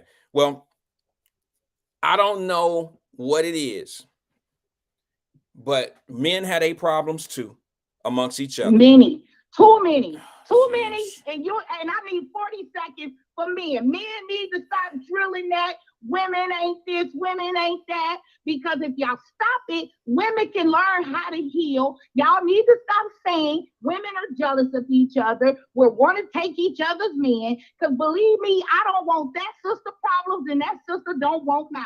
So yeah, y'all men need to be quiet and worry about yourself and worry about what men want to be creeping in your bedroom. And stop worried about what women need to do in our relationship. And let us get on. Let me ask you something then. When you say that, no. Let me ask you this. Let me ask you this. Let me ask you this. When it comes down to cheating, like I said, get my brother Donnie out of there. When it comes down to cheating, let me ask you this. A lot of people say, and I'm not one of them, but I hear this all the time. A lot of people say that women cheat more than men. Would you agree or disagree with that? I don't know because I don't have a cheating mind. But you don't have to have it. See, that's the problem. You can't look at everything through the lenses of what you do. That's why when you're trying to explain, no, that's what you're doing though. I'm smart enough to not say what another person. Now you're not being honest. You're not in that. That's not into it. It's not a turn on for me. I don't engage in it. That's not an honest answer. That's not an honest answer. But what I'm telling you is, if a man hold on, sis. If a man will handle their business with a woman, they will never have to worry about. Okay, that's not the point. That's not the point. If a man is in tune to his household and taking care of his woman, but you're not. You have to worry about. But you can't. See, you see how you had all that energy about how women were, and a man. I want to tell you about a man. Don't keep asking me about these women. Hold on.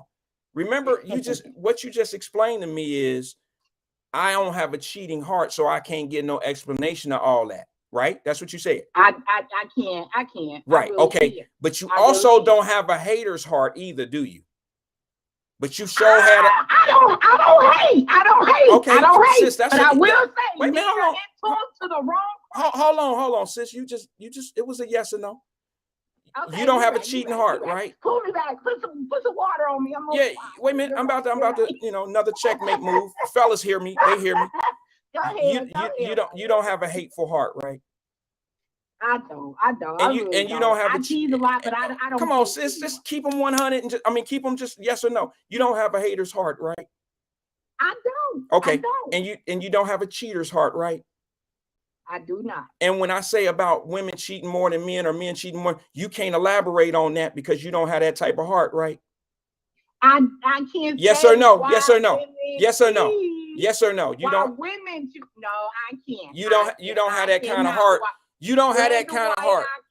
I can't. You don't. Wait a minute. You don't have that type of heart, so you can't elaborate on the cheating and all that, right? And you don't have a hater's heart.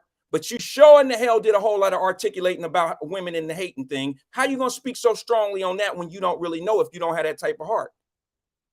You just went in on. What do you mean, like, you just went in on why women don't hate on each other and blah blah blah. But you don't have a hater's heart, so you don't. How can you understand? Because they don't. But wait a minute. Because what's the difference? No, you said majority. No, my argument was for no. Majority of women. What I'm saying to you is you elaborated on one point because you said I'm not that, but you had a whole lot to say about it. But then when you say I don't have that type of heart of the cheating and all that, then you got this. You can't speak on that. Different topics. No, it's not. It's all about heart, right? It's morals and heart. You can't round it up. You can't round it up. You asked me two totally different questions. No, now you're going to get two totally different answers. So if you ask me about majority of the women, I don't want to disagree with you to say because you women, don't. But hold on. How you gonna speak for somebody that say that women hate? Everywhere I go, 9 out of 10 women is going to hate on me. I go in Kroger.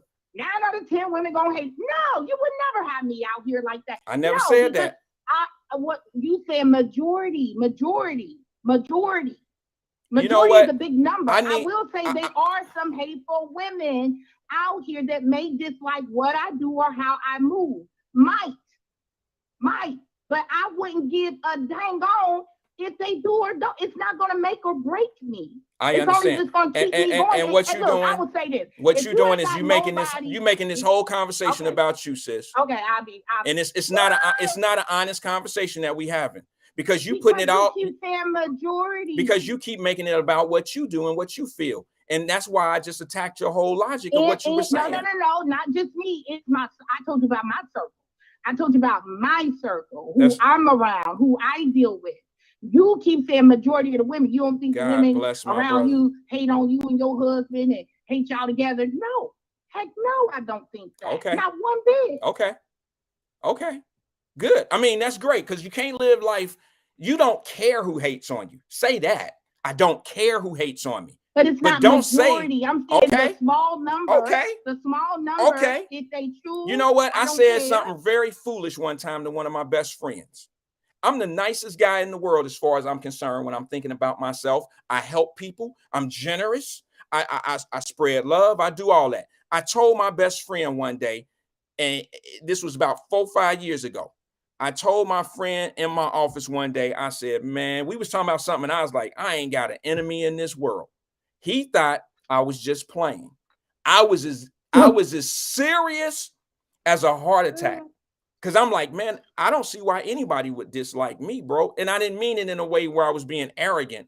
I meant it in a way because this particular friend has enemies, all right, from shit that he done in the past. But I told him, I ain't got no enemies, man. Who would want to do something to me? I ain't never done nothing to nobody. And I meant it in as much innocent way as I possibly could say it, sis. And I swear on everything I love, he was so right. You don't have to be a perfect person in this world, a Mr. Goodbar in this world, for people not to like you, for people to hate on you. Some people just gonna hate you just because of the things you're doing. Some people gonna hate you because what they assume you're doing. And some people just gonna hate you because they not you. Bottom line. And I had to understand that. And it's not how great you are to people that make people dislike you or like you. It's how you move. Some people don't like the fact that other people like you. Some people don't like the fact that other people dislike you. There's just gonna be hate in the world. It's just that it's that thing we got out here now. It's just a normal thing. So when I hear people say to me, I don't really mess with women. These are ladies that I've met a lot of ladies that say, well, I don't really get along with a lot of girls, my girlfriends, and I don't have a lot of girlfriends and stuff. I don't think that those are insecure women. I think those are women that may have been through some things. And that's an honest answer. That's just me being honest. I think it doesn't do them women any justice, or that don't serve. I mean, that's bad to say that when women hate on other women, the only reason why they hating is because they may be jealous. No, it might be because of the experience they went through. And that, so, you know, to say that they rough or that they ain't got no, they're not confident and all that. No, most women, if you give most women a chance to be great or to be upfront and nice to you, they'll be that. But most women that are bitter and in the frame of mind that they in because of some experience they went through or that they're going through currently. I don't know if you agree or disagree with that one, but that's what I see. I don't think that all women that are going through things are bitter. Huh? Yeah, I think it's all opinionated, and your opinion is accurate to you. And I agree with some of the things because that's what I said. And some of the things you just discussed, it's exactly what I said. But the thing is, you got to know how to move and who to move with. And what brought that conversation was the young lady that went to Cabo. You have to be more aware. And I'm thinking, I did see some of the comments. I'm just breaking it back to what we first started talking about. When you tell a young lady or how we were raised, y'all go together, stay together. You know, I did see the young lady did want to fight. She was very comfortable. She was out of her clothes. So she must have been pulled out of the shower, pool, whatever. She was very relaxed. As for me to be in a situation myself like that as a woman, knowing how vulnerable that situation is when you know cameras rolling, you're butt naked and you're fighting, I probably would have had to defend myself. So that's why I'm saying, like, I know that she was comfortable with who she was with. Like, it was more of a friendship or maybe a bad disagreement. So I'm saying that we need to do more teaching instead of saying, oh, they hating, every woman hating. You know, that's every woman don't hate. You need to have a safe zone where you can call the friend that really do care and say, hey, something's not right where I am. Where are you? Or give them some data so people know how to find you or what kind of situation you're in. Because if not, you're going to suffer alone, Wyatt. That's all I'm saying. You cannot have women scared completely straight of saying everybody, majority of women. So now we're going to sit here and be like, which one of y'all about to stab me in the back? Have sex with my man? Try to rip off my bank, steal from me when I'm asleep. You know, you don't want to be around people like that. You just want to have that discernment. You have to have a good discernment around people as a woman and a man. We can't just break it up into that gender. Men are the same way. They set up boys all the time. With drugs, with women, all that. Like they just set you up. So that's what I'm saying. I didn't like that you said majority because it's saying that most of women are out to get you. And that's not accurate. That's not the same thing. That's not the same thing. See what I think you're affiliating my comment with those actions that was taken on that little girl, and that's not what I'm doing. I'm saying that women, and I use this situation that was so common to most women. And it happened to you. You came down to the show looking good, nice suit, hair was laid, and somebody say some foul shit to you, sis. And I mean, a man would have never said that shit to you in my eyes. But that was a majority. It wasn't a majority. Okay, Wyatt. but what I'm saying, five women that I never, wait a minute, Wyatt, because it's important. 5 women sat to the same table with me and said, hey, how you doing? What you eating? I may get what you're having. That's what I'm saying. We can't that negative one. Wait a minute, you know why? You know why they was cool with you and all that? Because it was the Wyatt Live family. And we don't have that's not true. They had to ask my name. They didn't know who Don't nobody really know each other, but the affiliation of the show brought people together. So everybody didn't know everybody, but you gotta let me finish my point. They part of the Wyatt Live family, and we got real women here. We got women that really, that cheer for one another. We got that. Okay. And so you're not gonna get that element at Friendly Market down there that came from us. That lady that made that comment don't even know the show. She ain't listened to the show. She don't know nothing about our That's show. still one. That's still one, right? The so one you're who was me the you one, have to have an the one and the affiliation one and listen, on you? sis, the one and only who had nothing to do with the show, who don't even deal with what we deal with and talk about on a daily basis like we talk about. The one and only woman that was not affiliated to how we move is the one that has some hate shit to say to you. You don't think that's like, you don't think that's kind of making my point? No, it's not making your point, because you still said, I feel like we shouldn't have to have no affiliation for women to treat each other right. I don't agree with, I believe if I would have met any one of those women so on any other platform, they still would have treated me with respect and not hate. Any one of those women, not just because of Wyatt. It's because of them. It's because of them. It's their personality. Okay, well, maybe you just a little older now, sis, and you've grown up. But you know what? No, I'm just being honest with you. Maybe it's a young girl thing. No, I'm just being honest because we, I don't do the same shit I used to do as a young man. I used to do some shit that was probably that I would never do today. But at the same time, I know how women move out here, and I know what they say, and I know, like I said, you don't wear them big ass tight shoes on your feet, putting corns on your feet for no man. You ain't out there you're not rocking a Louis Vuitton purse for no man. Y'all rocking that shit for each other. So what generation is that? Why would I want to hang with 20 and 30-year-olds and I'm 45 kicking 50 in the butt? Maybe that's because see, sis, you keep personalizing this. You keep making it about you. It ain't all about, it's not about you. But that's what every woman should do. Okay, but see, once again, you kind of making my point every time I say something, you make it about how you move. That's just maybe you part of that minority that don't move like I'm saying that women are moving. And it ain't even me.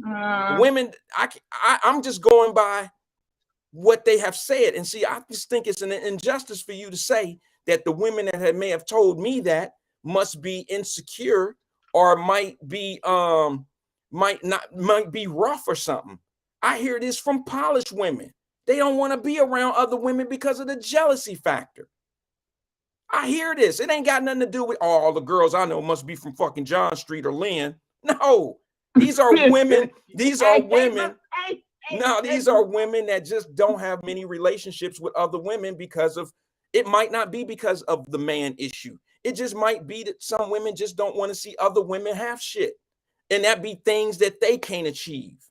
Wyatt, have it ever came across your mind the women you're speaking of is guilty and been shunned out of other groups of women for mistreatment, like the women you're talking to? Like, do you think that they could have been that person that has slept with somebody's man that the females are not messing with? Like, oh no, like we ain't messing with you. The women you're talking to, you and with the tight shoes, and those type women. No, those are that type, because I don't know them. I don't know those women, and you can ask your guests on your show, the women that for me not to make it about me. Do they hang around or entertain women? You don't have to. I can guarantee you. You don't have to, sis. You don't have to hang. That was my whole point. I'm not talking about your clique. I'm not talking about the people in your circle. That's not who I'm talking about. And I've been saying that since the first minute. I've been saying that since the first minute of this 35-minute call. I said it's not the people in your circle. It's not your best friend right here.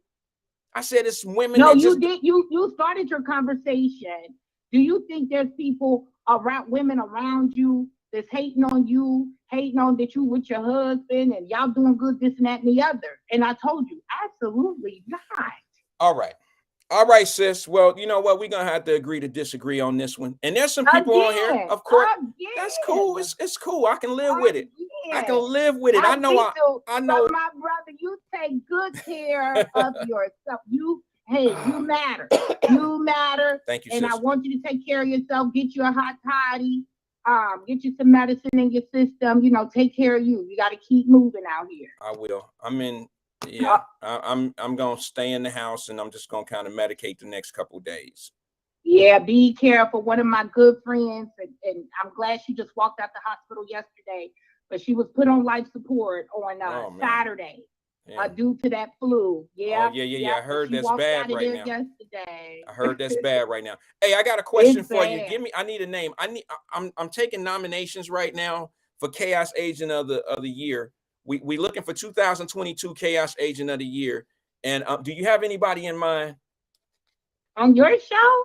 Well, no, in general. For the last year that Jesse Smollett dude, he ain't on our show. Jesse Smollett won last year. I need a Chaos Agent of the Year for 2022. We're gonna be taking nominations the first of the month. Do you have anybody in mind?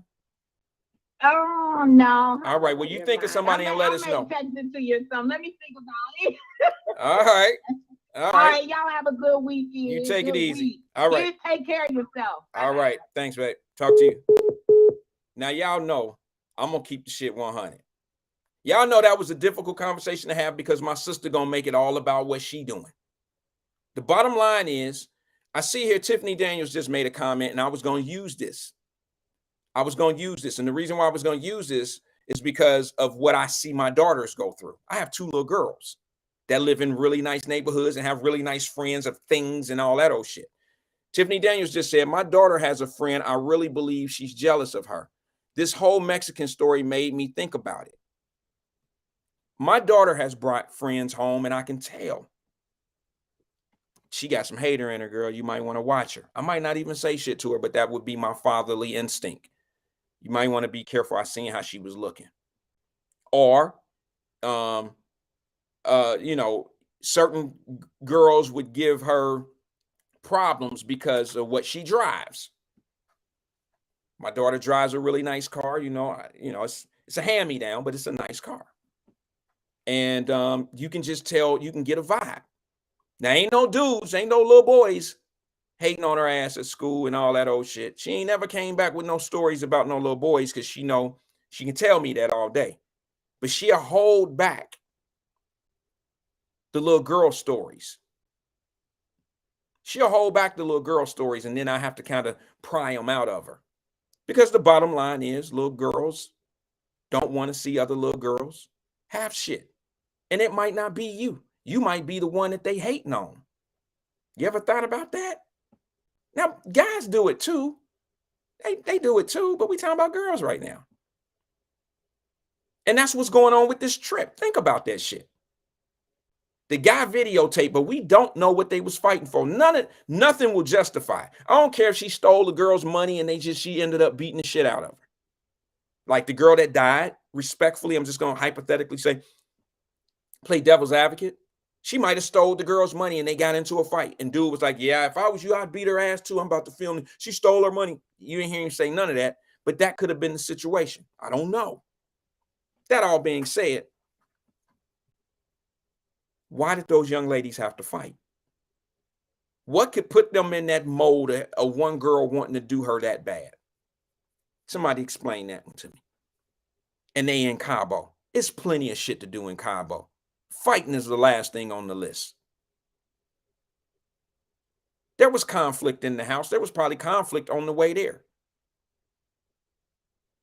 I got family members. My family member females move a little bit different than my male females, or male family members.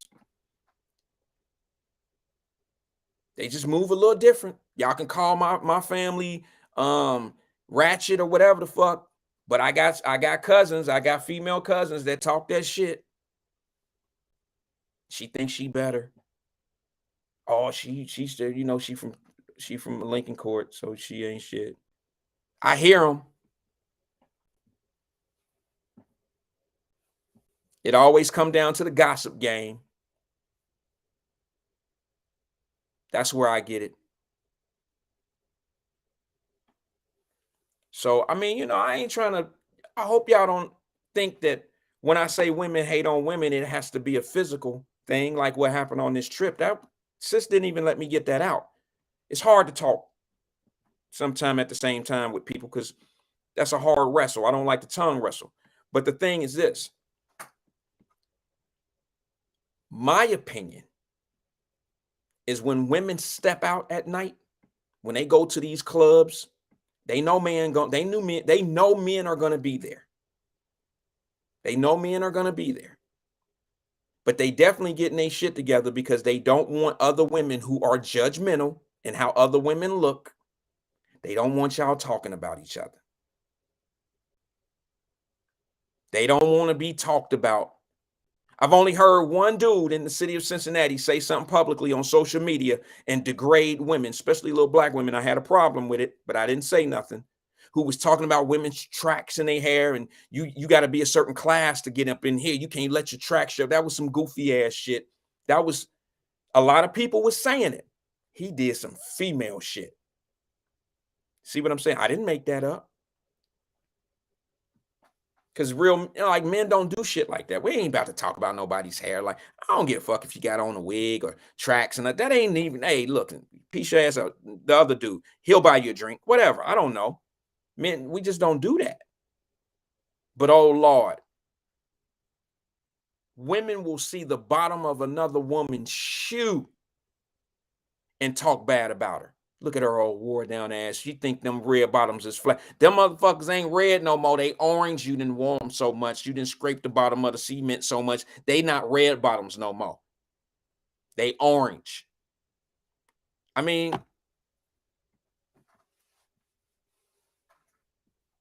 I'm just saying, you know, and here go the thing, like I said. Because women have told me this don't mean that all these women that I've heard this from, I mean, I've been hearing this shit since I was in school. Girls be like, oh, I don't know. Am I the only one that has heard other women or girls say shit like, oh, I don't mess with the females. Girls saying this. I don't mess with girls because they too judgmental against each other. Am I the only one? Let's take one more call before I get up out of here. Good evening, caller. This is Wyatt. Who am I speaking with? Hey, it's Marquetta. Hey, Marquetta, how you doing this evening, sis? I'm wonderful. How Good. are you? Good. I'm holding on. What's happening? Whoo, y'all giving me the business today. I had Thea Williams and now Marquetta. Woo, woo, what did I do, Lord? What did I do? I wasn't even going to talk about all the. Go ahead, sis. I'm just playing. I was going to say, you know, human nature is to hate and envy. You know, that's human nature. You know, the haves and the have-nots. It's kind of gives you something to pull yourself up when you have something to look to. But when something with women, I'll say this: with women, they do. Because women are your mothers and your aunts. And See, I know you're going to keep it 100, sis. I know you're going to keep it 100. Go ahead. Yeah, Go ahead. I mean, women are your caregivers. So they can say mean and hateful shit. You know, they can do spiteful things and underhanded female things as friends. I mean, like you see in that video, sister's naked. She grabbing her by her hair. She humiliating her. Didn't she grab her wig off or something like that? I seen something come off and it get thrown off. It didn't look good. I didn't even like her that. autopsy is devastating. You know, to see they ran home so quick and they left her body down there. And the autopsy came back with, you know, split lips, black eyes, cranial fractures, severed spine. Just bruised all up, beaten up. But her friends, you know, ran to Instagram and ran and told her parents, like, you know, she was under alcohol, you know, like your other caller said. So what I'm saying is women hate in a different way, you know, and it does lead to murder. We can't ignore that little 14-year-old girl that lost her life, another little girl's sliced her throat open. You know, self-hate manifests in different ways. And I'm going to tell, because I speak to the same court audience, and I'm not going to dumb down or speak unintelligently. I mean, if anybody knows me, they'll tell you I've been talking like this since I was a teenager, and I cannot lower my intelligence to please you. In regard to me calling E-Man earlier, because I consider E-Man a chaos agent. Oh, really? I wouldn't say Hell yeah. Everything slavery, everything the white man, everything the police. Yeah, You yeah. know, So are you, and is that a we just nomination? Is that a nomination on the show? hell yeah. But my nomination is not number one nomination will be Donald Trump. Oh, okay, Oh my okay, God, okay. Donald Trump is a chaos All right, I'll agent. put you down for Donald Um, Trump. but you know, on a local level, just amongst our core audience, I would say, E-Man, I stopped listening to Lincoln. We know he a chaos agent. Yeah, But when you talk yeah. about, you know, women, like I said, women can do spiteful, underhanded things in friendship and caring things that'll break your heart. Women hate each other differently. You know, I got an aunt that's envious of me, and she can really put a splinter into things just because she can. You know what I'm saying? Yep. Um, you have all these terrible stories of boys growing up or having unnatural attachments towards trying to please their mothers and all of that. You know, we can look at as women, part of our healing and development, we can look at it ourselves and each other and say, you know, I hate my reflection and my reflection is you, and bitch, I'm gonna beat your ass as soon as I get a chance. And that's what that girl said to that girl down in Cabo.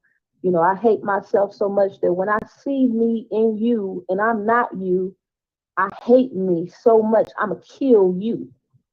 Hmm. And it's a lot of fighting and jealousy and bickering, and you can just pull up black girl fights on Facebook and YouTube. That's self-hate. Hmm. That's self-hate. That's us not valuing ourselves So, beyond the so, exterior. When I was in high so, school, wait a minute. that was Hold. the biggest thing. Like you were just saying, to have a Louis Vuitton and a big dope boy and you know, Dooney and Burke and compete, you know, and you're dressing and lose sight of your high school education. Right, Lose sight of all that right. mess, you know. But So, and it sis, let is me ask you a question uh, if you don't um, mind. Quick question, because I don't, I don't want to lose the point of what you just said. So, when you hear me say that women hate on each other, you didn't get this perception of that I was trying to make a point that y'all hate each other so much that you would do what was on that video to each other. Did you get that out of what I was saying, or did you understand that I was saying when y'all I get think that you misidentified the general audience of women because that's not generally women. Generally speaking, women bond and understand the struggles of womanhood, and so we build sisterhoods. We yeah, built, well, and you see, it was men there who was kind of edging it on. So it ain't no telling what game they play because a lot of times we play to a man's ego. We trying to get him, she trying to get him. I'm already with him, and he trying to get with this one. You know, so men throw a lot of splinters into sisterhoods. yeah, But when but women don't it value goes. women as women, you know, that's really the issue. Yeah, but it go back to that thing of this. A woman, and I've seen a lot of this where women don't even know each other, and they man is cheating with a woman they don't know, and instead of whooping his ass, they start fighting each other, and it's not like they knew of each other. So I'm trying to figure out that psychological situation. If your man But is you're not a cheating, woman. How can you figure that out? well, I'm trying to understand. Well, because it stems from another woman just simply not liking the other woman, when in fact the other Mm-mm. woman didn't even do anything to her directly. It goes back to that emotional, like I just said, women hurt different. We hurt on emotionally, and we know how to hurt. Wait a minute. She You just know, said, Athea said, he me, said majority of women are haters. That's why I disagree. I didn't say most women are haters. I said y'all hate on each other. Am I not using does that sound the same? When I say you hate uh, on each other, that don't mean y'all just natural haters. I'm saying that y'all will talk about each other because of what you're wearing. Y'all gonna get that, y'all get that type of energy to one another. The reason why y'all come outside looking so good, it ain't so much for the man. I had to learn that when going to clubs. Why you wearing them pumping hottie dresses? You trying to, and you think that we dogs for looking at you. but see, you're looking at it from that's what I'm saying. You're looking at it from a male perspective. And that's where a lot of men, you'll hear men say, you know, if I was a woman, I'd do this. Or you'll see men just try to turn straight into women. You cannot understand being a woman. A woman is not necessarily competing with other women. It's natural for women to be beautiful. It's natural for women to be clean. and well groomed and to try their best and look their best. They're women. You'll find amongst all the women of the earth, they wear makeup or they adorn themselves in some manner, not because they're competing with each other, because they're feminine and it's a feminine trait to wear makeup and heels and purses. Now, when you start talking about classism and people not being up to par to other people's lifestyle, you know, I That's go ahead and that's tell you, that I that's don't a care. com- I just go ahead and tell you. You that's know, the competitive I that's the met, competitive branch I, that I'm talking about. Because did you yes, hear me not say? I didn't say she came outside with a nice purse. I was very specific. Now, wasn't I? I said they come out with Louis Vuitton purses and Gucci purses and all this. Who are you trying to impress? oh, I got money. I mean, I'm gonna buy me some purses. I'm gonna buy me some shoes. No Yeah. one's trying to. I mean, Yeah. for Okay. Black women, we get scrutinized on how we spend our money the most because people feel like somehow we feel inadequate. And I I'm think trying I to think tell black y'all, men. I I think don't black know men do. not now, sister, I that think look black at men do. herself and feel like she inadequate. She is literally thinking she is the shit out here and doing big things. But when you are set in competition, there's more of us than it is of men. And men set themselves up in women's shit all the time. They got like hoes nowadays. You can't even talk to a man like you often because they talk on such a low level and it's always a gossipy, frivolous thing. Mm. And so that's when your hair does become important and your nails do become important and your purse do become important and you begin to value women on what you can see as opposed to what they are and who they are. And I was just going to say, Alethea, I went to South Avondale with you and she was a good friend then. She was a good sister then. And that was third, fourth grade. Mm. So if somebody can say that about you and your integrity as a child, then most likely when you grow up, you'll continue to be or strive to be. You know, that's why most likely she was offended. Like, I got a good, You can't take everything personal though. When it's yeah. a talk show, it's an open platform.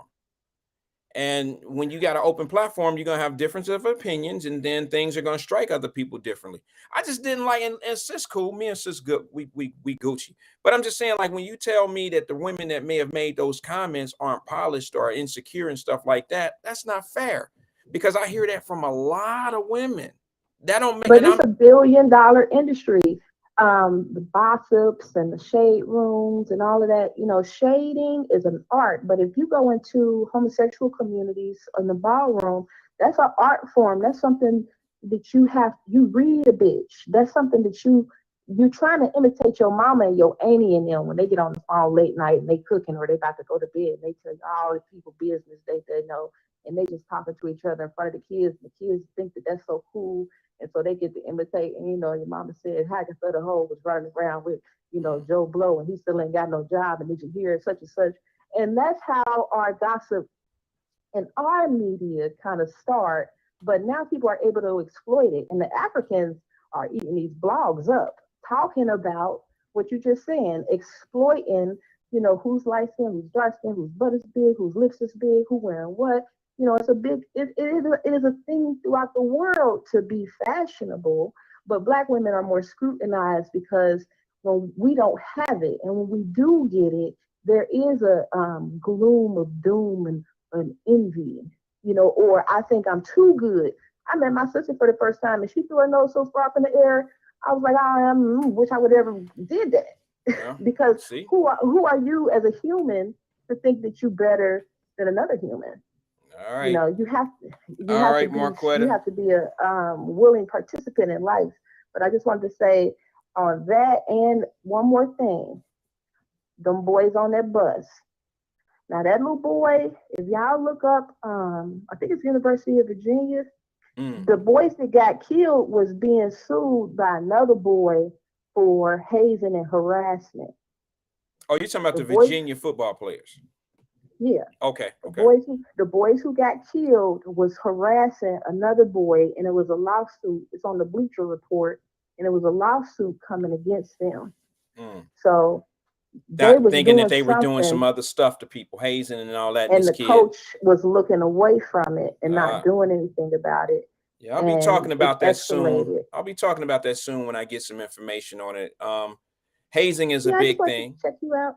It's a big thing that's been going on. I didn't really have much to say about the young lady in Cabo because I don't have enough information. I've seen the video. I'm not a big get the story off the video when it doesn't have sound and they only play a certain portion of it. I'm not nothing will justify what what happened, okay? But I don't want to have an opinion about why this young lady got beat up, and all I can say is it should have never happened. I don't know if she brought it on herself. Some people say that could have happened. I don't know. I don't want to have no How do you conversation. bring somebody That's beating what I'm you to saying. death naked on yourself? And that goes back to what I'm saying. Our culture, and I'm gonna keep saying it, our culture has been infiltrated. It has been infiltrated and it has been desecrated, and it has created a culture of death and violence and misogyny and genocide and infanticide, etc., blah, blah, motherfucking blah. All you got to do is listen to rap music. It'll It ain't explain it. just the rap music. It's not just the rap music. It's everything. Everything around us is goyim. Everything around. It is not accident that your communities deteriorated for 30 years and all of a sudden gentrified. It's not an accident, and it's not all of our fault, because we do need government assistance and help, but we so arrogant. And like I keep hearing these niggas talking about, excuse me, I keep hearing these Negroes talk about Trump like he is going to somehow save people. Trump is all about himself and his money and his own self-aggrandizement. And if he gets in, that's not necessarily a win for people, because he for himself. If it means taking government secrets and going to sell them to China or Russia, so be it. He got the presidency. He can do what he want to do.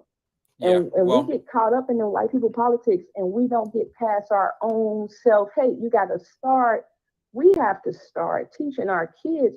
Ice Cube and 50 Cent are not our heroes. NWA, Eazy-E are not heroes. Jay Prince and them are not fucking heroes. I don't care how sad and empathetic, and now I know that the CIA and the Iran-Contra affair was all they had.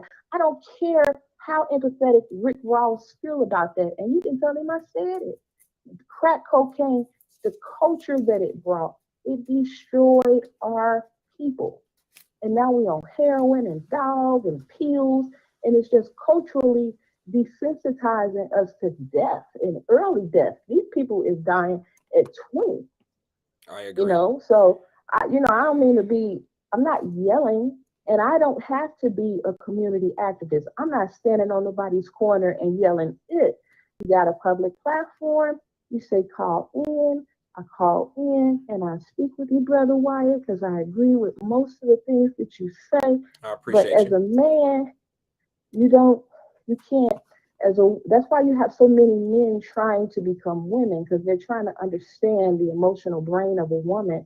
Women wake up sexy. Sex exudes from us. Now, you got to be a weirdo to want to be a woman. That's just my opinion. Now, I said it, I might get canceled from that community or whatever, but that's nothing normal. I don't, quite honestly, I don't have a problem with homosexuality. I really don't. I mean, I don't judge people. I don't have a problem with whoever want to be what, but in my personal opinion, I don't think that it's a normal behavior. That's just me. I'm a heterosexual you will find man. a lot of married men who cross dress though. Yeah, well, that shit ain't normal. Behavior. That shit ain't normal. But it ain't normal. No, it's not All normal. right, brother. It's not normal. All right, sis, I appreciate you calling in. Thank you. That was Marquetta, y'all.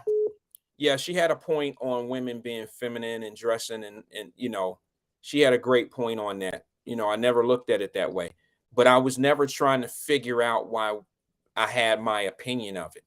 I based my opinion, and I based what I said on this public platform based on what other women have told me, not I got this thing figured out. I'm going by what I've seen and what I've heard over my years. That's all. Yeah, I mean, I said it's weird. It's weird to me. I'm a heterosexual man. I don't understand. Listen. There's some things that I just don't get as a man. And one of the things that I don't get being a heterosexual man, I don't understand why a man would want to be with another man physically. I don't get it. Now, does that make me a bad guy? Does that make me somebody that's not an understanding person, and that makes me put him over in the bad guy category? I'm speaking from a heterosexual man that love women, who can compliment a man who may look nice in a suit, but there's no physical attraction, and I don't understand how a man would want another man. Now, emotional love, I understand that. And unfortunately, I'm a human being that believes like most people. And not most, I shouldn't say that. That's a word I probably use too much. But I think when men see gay men, or when we see a gay man or whatever, we don't think, oh, he has a partner and they love each other. Unfortunately, the first thing comes up in most men's mind is it's the sexual aspect of it. And I just don't understand that. I don't get it, probably because I'm not that. I think it's weird.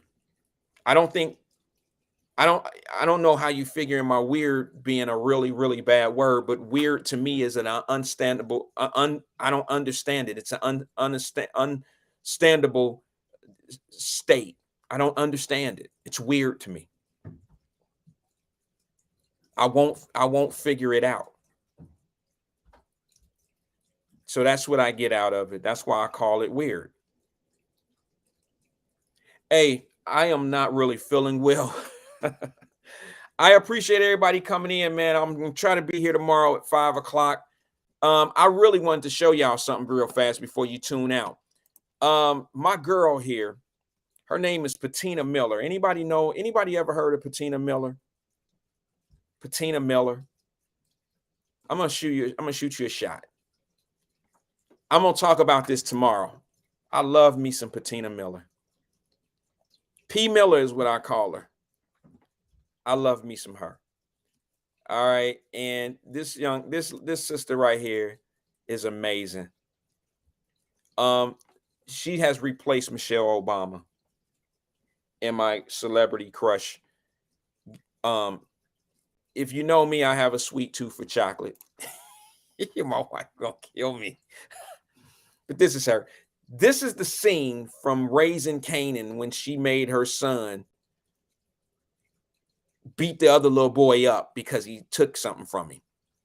This is the scene that really put her on the map of her amazing acting skills. This woman right here, to me, y'all, is so amazing.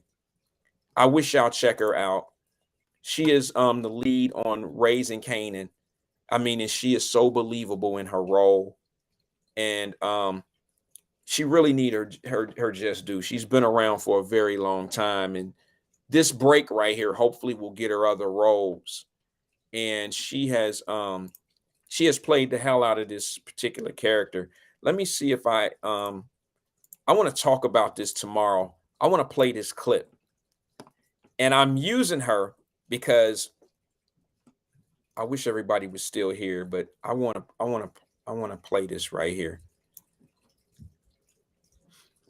I just seen it.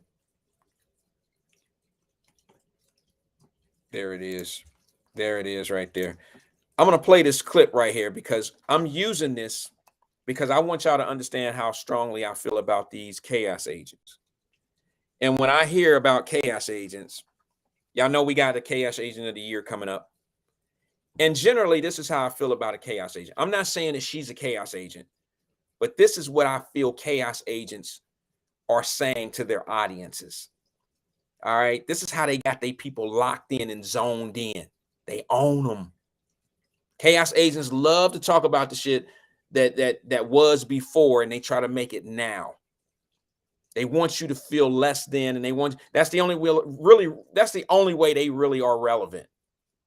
is to keep you make them look like they smart, keep you thinking that they intelligent. That being said, this sister right here, I'm going to use this every time it's time to get a chaos agent, because I feel like this is what chaos agents are saying to their audience. Check this clip out. Because that's the job. That's what I do. Because if I don't do that, y'all don't eat. We keep doing this, Lou. Going over the same shit, talking the same talk. Then you're done and you're gonna walk away. It's just noise, Lou.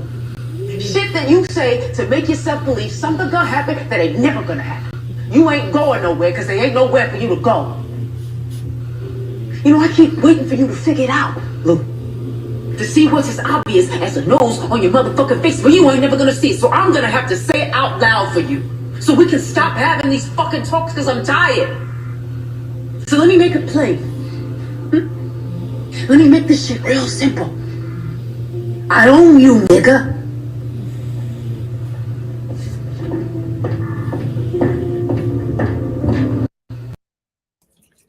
And that's what they say to the chaos agents.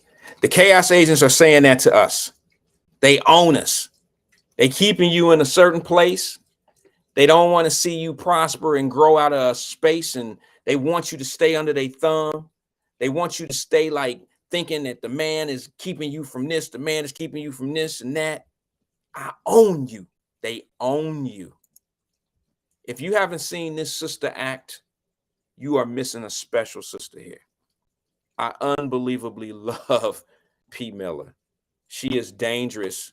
She is a craft. Okay, she is a special craft. She is in this series called Raising Canaan. Okay, and she is special. She is very, very special. You got to check it out, and I'm sure you'll like her. It starts out a little bit different. It start out, in the 80s, and you might not feel it at the beginning unless you was born in the 80s and can understand some of the things that were going on, the big radio boom boxes, stuff like that. Let me see if I got that other one. I have one more, and then let me see. I may have them. I don't have it. Sorry about that. But she's special. I'm going to talk about that. She's my piece that I'm going to use when I'm trying to explain what chaos agents truly are. She is it. She is truly it. So look, man, peace and love to everybody, man. That's my time. It's been real. Nothing but love for everybody. Thanks for everybody that called in. Holla at you. Oh, I don't feel good at all.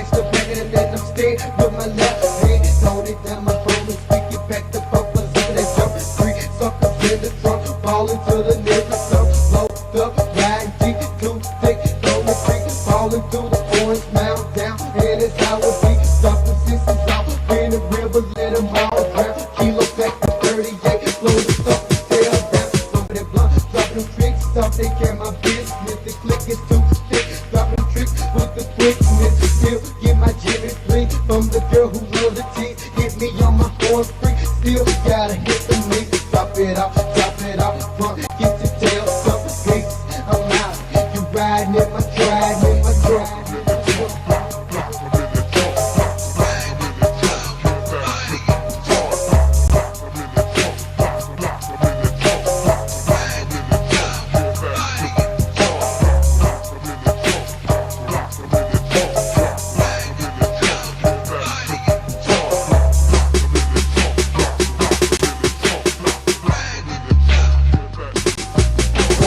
punk and bust the stove in the trunk, smoking blunt. Ain't no beamer with my dog, sir. Ballin' over speed bump. Only down the frontage, I got bodies in my trunk. Yo, it's flat, Terry 2, 6 in a rock on the steamer stuff. Do a million down, that's the sound of my first line. Go ahead, pull the bandage, 50 pop, put the take stand. Ran up on the band, took the food out, beat it dead, never dead. Now I got a peep of the drizzle heads, only down the lost it. I don't know what caused it. Maybe it's because the sucker violate my pencil. Locking them in the steamer trunk, messing gas and shoot the front. Remainers of the blessing bones, I drop them in the garbage dump. Ran up in the bank, took a stack from the cracker jack. Pass from my face, put the tick to the boy's back. Drop it off slow, don't you know that I keep you big. Don't turn them down, just give me all the cheese. On the loose, sticky from the food, then I bailed out. Had a steamer, got a bag, now I'm fat, keeping out. With my rolling notes, I'm the steel toe. Fell up in the club and started roasting all the girls I know. Don't forget to stick it to the boom and let the kid in straight in the mouth. Get my tears, now I'm out, now I'm out, now I'm out.